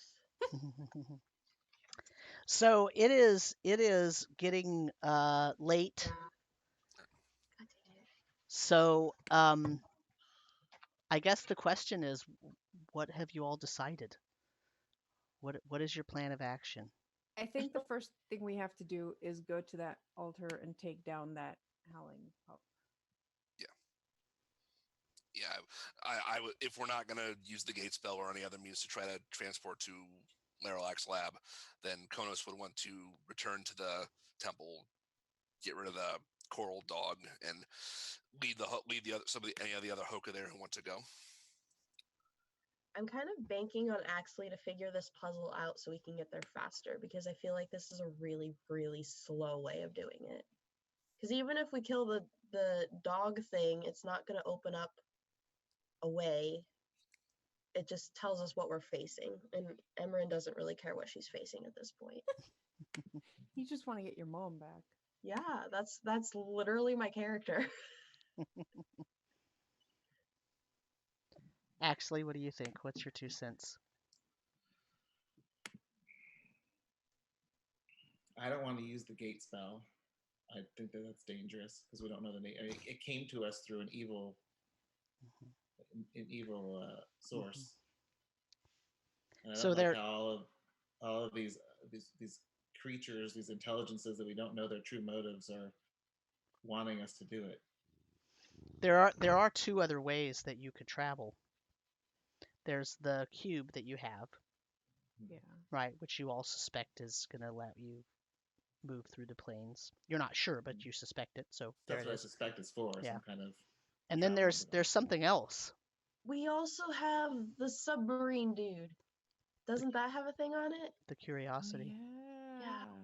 It had these like things with all the planes, didn't it? Yeah. It has it did. buttons in it Mm. that have Oh, the same symbols as the sides of that cube. Considering Was it- actually has the pointer thing, we could use that to go and The just what? make our way. The pointer thing. What's that mean? Oh, the rod the of rod. Philosopher's now Find found, right. it, yeah. Mm. Yeah, But once we we don't but- have to go directly to that place if we know how to locate it. right, if we can show up anywhere, appear anywhere on the Dark Plateau, that could point us in the right direction. But we don't know what that journey is gonna look like. Out of curiosity, was there a lever on the Curiosity for the Blue Plateau, or was that broken off too? There is a blue plateau picture there. Ooh. So many. We So do have many a lot of things I- options. Yeah. And yeah, there is the option of like using the amethyst to open the lens, but that will alert Laralak. That's the worst option. Second worst option is we use the gate spell. It shuts off while we're there. I can't use it again, and we're stuck there. Yeah. Honestly, the curiosity seems like a better I idea. actually really want to go like look at that now. The I curiosity. still think we should. I still think we should deal with that So thing first. I don't think so. I mean, there's like 8 of them. So what is just this one going to do for us? Getting rid of one? It's kind of like a drop in the bucket. What if it weakens the big one? Yeah, like out of game me thinks it's a really good idea to just see what we're up against, and like yeah, it might actually help us in the future, but Emerin's not going to go with that. I definitely want to get rid of it. Yeah, like Khonnos definitely wants to get rid of it. I also don't know how feasible it is for us to get back to necessarily this area, so that's why also Marcel is of the opinion we should deal with that first. Yeah. Then go look for Well, Emerin's mother. so if we use the curiosity to get there, all we do is a search and rescue, get her in and out, we'll probably end up back where we are, right? We can use the gate spell to just get us right back to where we are. That's a Yeah. That's assuming a lot of things. Well, we could use the gates if it works the way I think it works. We could use the gate spell to literally go anywhere on any point of existence that we know about. Right. So but we there's could, a possibility that it's just once. I'm there's gonna that say possibility. I do like the idea of using that to get as our way back. Mm-hmm. yeah, I think that's our best option. We use the curiosity to get there. I say just search and rescue. I say that's all we do the first time round. Then we can get the lay of the land. We can kind of figure out where we're going. We can see what kinds of enemies, whatever we're up against. And then second time around, we can prep, take care of the one here, and then go back. Yeah. That's assuming we don't run into Laralac on the way to. That's assuming we don't run into Laralac, which is a really, really high probability. Because I will Or point anything out, else problematic. if we're going from the outside and there's a door we have to open with the amethyst, that will alert Laralac. Oh no. Whatever we do, we'll need whatever protection we can get. So I'll cast Mage Armor on myself. And then I said, Marcel, I know I've seen you do this, so here's a freebie. And I'll pat Marcel on the shoulder. And while I'm doing that, can I try to, yoink the amulet? The amethyst. What? Can I try a little sleight of hand? I would still cast Mage Armor on her one way or the other, but... Or would that wait for next time? Oh boy. I Well, see that wait. coming.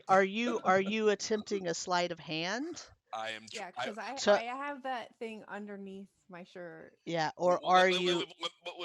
Would it be possible to attempt to, as I'm casting Mage Armor on them, to try to surreptitiously Grab it and pull it off. snatch and grab it? Yeah, or would that not be possible?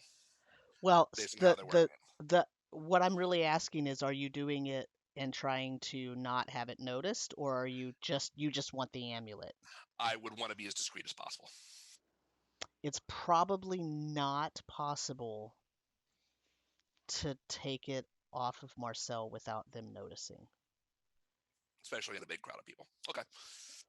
Yeah, I I'll mean, also point out- the DC for that would be so high, I'm not sure you could even make it. I will also point out that I have two necklaces on. One is my because I have a focus, and my focus is like, I don't know if you've seen the picture, but it's basically a shell with a jewel on it. That is always visible because that's the shorter one, and then the longer one is underneath the shirt. Also, entirely. remember they're a Lutrinian, so they're hairy, so it's not like Yeah. Yeah. So that's why I say the DC would be so high, I'm not sure your sleight of hand could actually achieve it. Okay. Then I would just cast Mage Armor and be done with it. Well, you're casting spells like we're going right now. We don't even. Oh, this lasts all day. It's 8 This hours. lasts all. That's why I was asking you if you just actually wear armor, because this would benefit anyone who doesn't wear armor. Yeah. So, Yeah, no. I know don't wear Marcel armor. uses this. I picked it for my level up. So yeah, we were each wearing now a spectral diving suit is what I'm wearing. Okay. So the question actually is now, do you want to do a 15-minute debrief? Sure. Sure. Yeah. Okay. Do you have a topic in mind?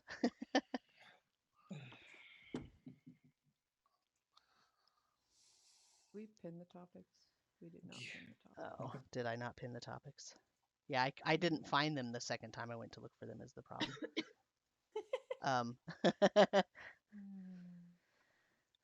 Found them. Okay. Nope.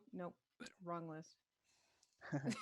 That was probably the list of Imran's things she wants to. It was questions we had to look up in California. In the library, we're probably not going to get to that. Oh, there we go. Concentration. I think we covered that one. Yeah, I think so. Healing mechanics, short versus long rest.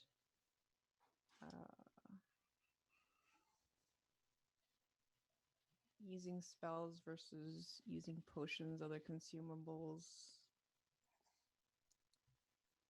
That's an interesting question, but not probably a very long discussion because I haven't given you a lot of consumables.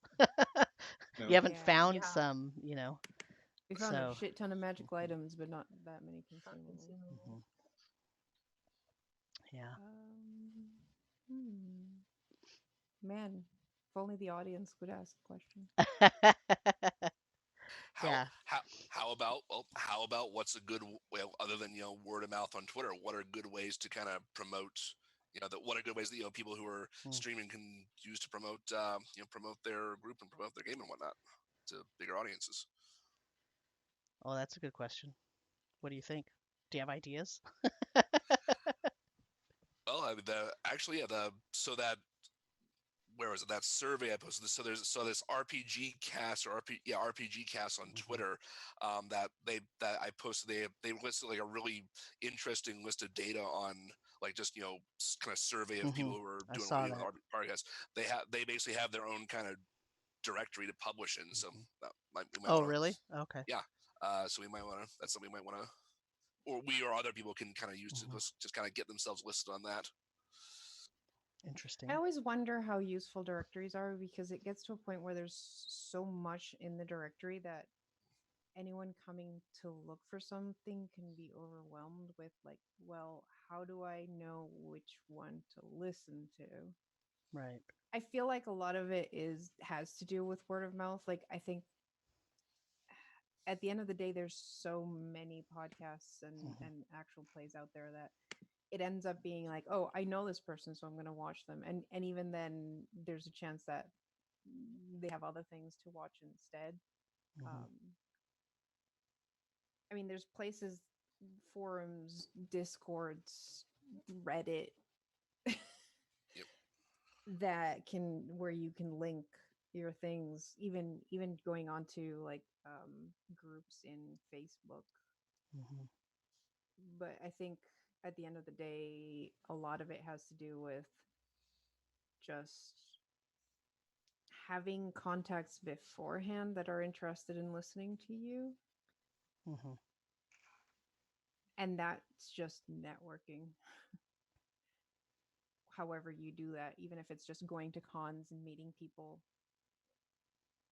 at the same Um, time having something like a podcast or doing this kind of thing um, kind of leads to having more Mhm. contacts. Like, I've met so many people since I started playing D&D, and like I've made so many friends and and just in different places that that's pretty cool. Like, I like that part. But I guess that's the same for any activity, really.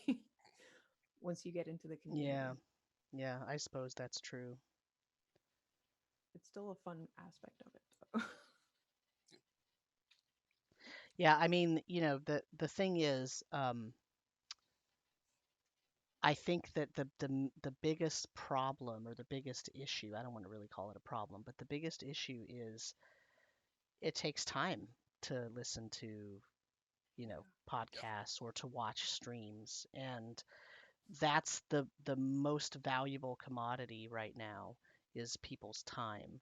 And so you're really you're not just competing against other streams and other games and other people who they might also be interested in listening to or watching, but you're also competing against time. Like, do they have time to do it? And that's part of the reason why this is mostly done for the podcast, and that I don't use a lot of maps and all that, because in podcasts you can listen to that on your way to work, in the car or on the train or whatever, And the however you gym. get to work, yeah, in the gym.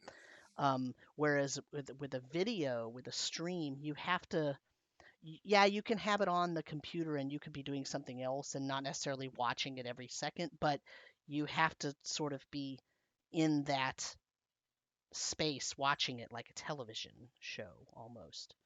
Um, and so that's a time constraint that's very difficult to get around. And whereas podcasting is also it's a competitive time constraint thing, but it's a little bit easier to say, okay, well, we can throw it out as a podcast and that person can listen to it at any time they want. Yeah, I was gonna say that's a big thing for like, because seeing numbers on streams, like I don't know how possible it is for streams to really exist, uh coexist even. Like it's hard because it's a time constraint within a schedule, and if you're not available, or if you want to like pause or whatever, there's no option to do that, which is Right. why at least like, yeah, maybe uploading it to YouTube, then you can listen to it whenever. But like live listening is really hard because Mhm. no one necessarily has 4 hours of time at this specific Mhm. time, Yeah. Right. and you Right. can't even go to the bathroom because you'll miss whatever. Right. Unless they're in battle, then you'll miss the presence Yeah. of Right. battle. Yeah. Right. Yeah. I mean, Right. I enjoy watching Critical Role, but Mhm. I just don't have the stamina to stay up until 1, 2 in the morning Mhm. to watch them. So I mean, I maybe I maybe watch the first half of it. Once they hit break, I'm in bed, and I'll probably pick the rest of it up the next day. Yeah. Yeah. And it's hard to dedicate 4 hours to listen through a podcast or like a Critical Role episode where there's really only maybe 10, 15 minutes of just like the highlight, the really good portion that you're waiting for, and you're Mhm. waiting through the 4 hours of just mechanics and slow discussion. Yeah. That's tough. But like podcasts right now are surging, but Mhm. it's like people are investing in podcasts. Spotify just bought podcast production studios, but the problem is it's going to be oversaturated because we Mhm. passed the golden era where podcasts were few and far between, and so everybody could kind of be exposed to them all and pick and choose and Mhm. dedicate their time to those. So those podcasts saw huge boosts in numbers because they were kind of the only game in town. But now it's getting so diversified that what's happening is it's dropping off, right? Like because there's not enough bandwidth for everybody to Mhm. pay attention to everything Mhm. that's now available to them. Yep. I will say one of the other great things, like if you really wanted to have a podcast stream, whatever you're doing, get the attention of people, unfortunately, a big thing is trade dress, I'd say. Mhm. What you're presenting beforehand or even during. Because I've seen games that don't even have a podcast yet. They're kind of sort of maybe doing something because Mhm. it's a home game or whatever. Right. Right. And they have 10,000 people subscribe to their YouTube channel. Why? Because one of the players is a very popular artist Right. Yes, and Right. and has that's what it uploaded takes. pictures of their Yeah, cast. Yeah. And yeah. because they are Yeah. very good at what they do, Mhm. people are instantly in love with the character designs and the Right. art and Yep. everything. And that, I mean, it's no longer possible to browse the list of available podcasts to select from. There's just too many. Now, Right. the way you find podcasts is a friend tells you, hey, this Yep. is a great podcast, check this out. Or some celebrity Mhm. mentions it or you hear it on yeah. another podcast you listen Yep. to. Yeah. Or you suddenly see art of something that looks really interesting because the art attracts your attention, and then Right. you go, what is this, and look more information. Mhm. Like I've done that, like I've Right. done that for other streams Right. because the art was there. And I think that's unfortunately something that you have to have either talent or money Right. Mhm. to pay Or an you artist. or you like one of the players from something else, like, oh, I know so and so from Twitter or YouTube. Which Or, we oh, covered. Yeah. yep. Oh, or they're in a D&D game now. I'm gonna check that out. Yeah. Mhm. Yeah. The same formula is not going to work. It's going to get harder and harder and harder to capture audiences and Mhm. get their attention. Mhm. So the problem is the more people are flocking to it like it's a gold rush, what they do is they dilute the player eyes and ears, and then they find that it's harder and harder to get an Mhm. audience. I mean, it also ups the game because it means that people have to think more about production, and production is not cheap.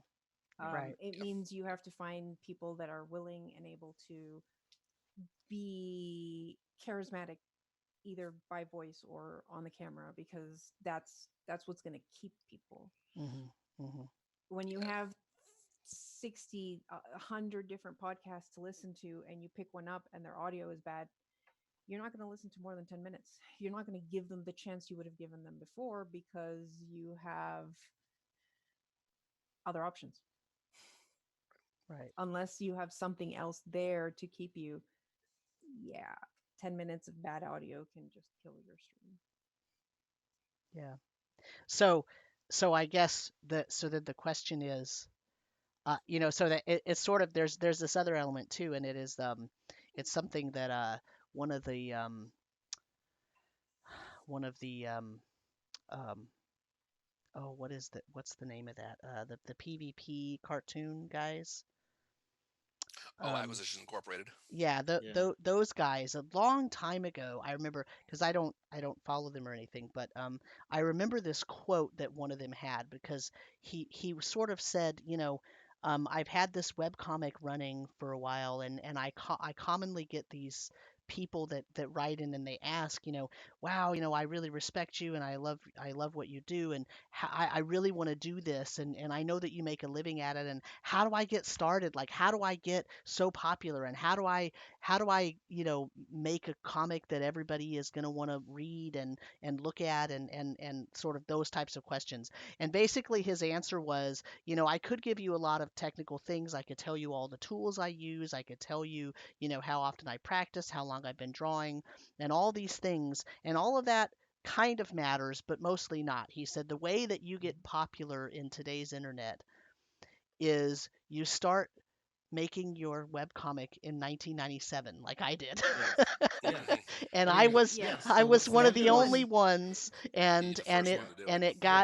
got Totally. enough. Build a time machine. Right, exactly. And basically that's what he said. He said, I know that's not a pleasant thing to hear, but the field is really, really packed right now, Yes. and you can't just do good work and let that be it. You have to also market, and people have to see you. You have to get your name out there, get yourself out there, go to shows. Consistency Yeah, is right. important, but Yep. like, yeah, consistency only happens over time. So And you can't be average anymore. I mean, it used to be when the field was really narrow, average still got a lot of attention. The bottom line is, if your goal is to be popular, you have to be good. You have to have a product Right. that stands out, and then you have to be marketed. Hmm. So Right. if you don't have those two things, you're just not going to get the eyes. Right. And even if you do start getting those and you do start getting listeners, a lot of times you're just not going to get people that come back because you're not providing what they want, right? Um, so we can talk to Karu about the feedback that she got on one of her her videos, or what podcast, or what, I don't know what it was it actually was feedback podcast, on. It yeah. was a It podcast, was yeah. because we've been putting out podcasts since steadily since June, early June, or Hmm. late July, and Yeah. it's like the numbers have kind of grown, but we don't really do the whole hey, leave a review on Right. iTunes, blah blah Right. blah. But I was checking iTunes and noticed that we had gotten our first review on iTunes for our, and we now have like 60 episodes out.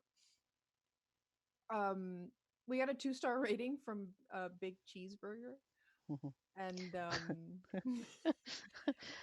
they said the adventure is nice to hear played, but the adventuring party doesn't do character voices, so it's hard to understand what the characters are saying and what the players are metagaming. And then they left a very helpful comment saying add a stand-up comic or a voice actor or something. Yeah. I mean, that's So, the level, unfortunately, what people want, right? right. Because Right. all of these podcasts are heavily theatricized, and Yeah. Right. so they're And kind of that's they're kind of floating in the space between audiobook and role playing right. Yeah. experience. Right. And But the that's when you thing say, is, that's a very different experience than what role-playing games usually provide, Sure. right? right. Yeah, I mean, like I mean, they are becoming more visible, but even like Hmm. so, streaming is probably like still like a sliver of the whole role playing audio, Hmm. role playing world. When you compare, like, okay, how like for basically like for every one stream like us or whoever that's on YouTube or on Twitch or whatever, there's like how many 50, 100, Right. 1,000 home games going on or Yeah. adventure league games going on at game Sure. shops that are just running their own thing and aren't on camera. Right. Yeah. And the other And that, thing is the ones that like made it right and are Hmm. held as the gold industry standard, yeah. standard, even though Hmm. they're not possible. Like it's not a standard that many people can attune to. Hmm. We do voices. The problem is we do voices as not voice actors, so Right. Yeah. Right. it's a Yeah. very subtle, like when we're playing, like I can tell when they're switching to Hmm. voices. Not Right. everyone, obviously, because not everyone's comfortable doing voice acting, and that's Right. fine.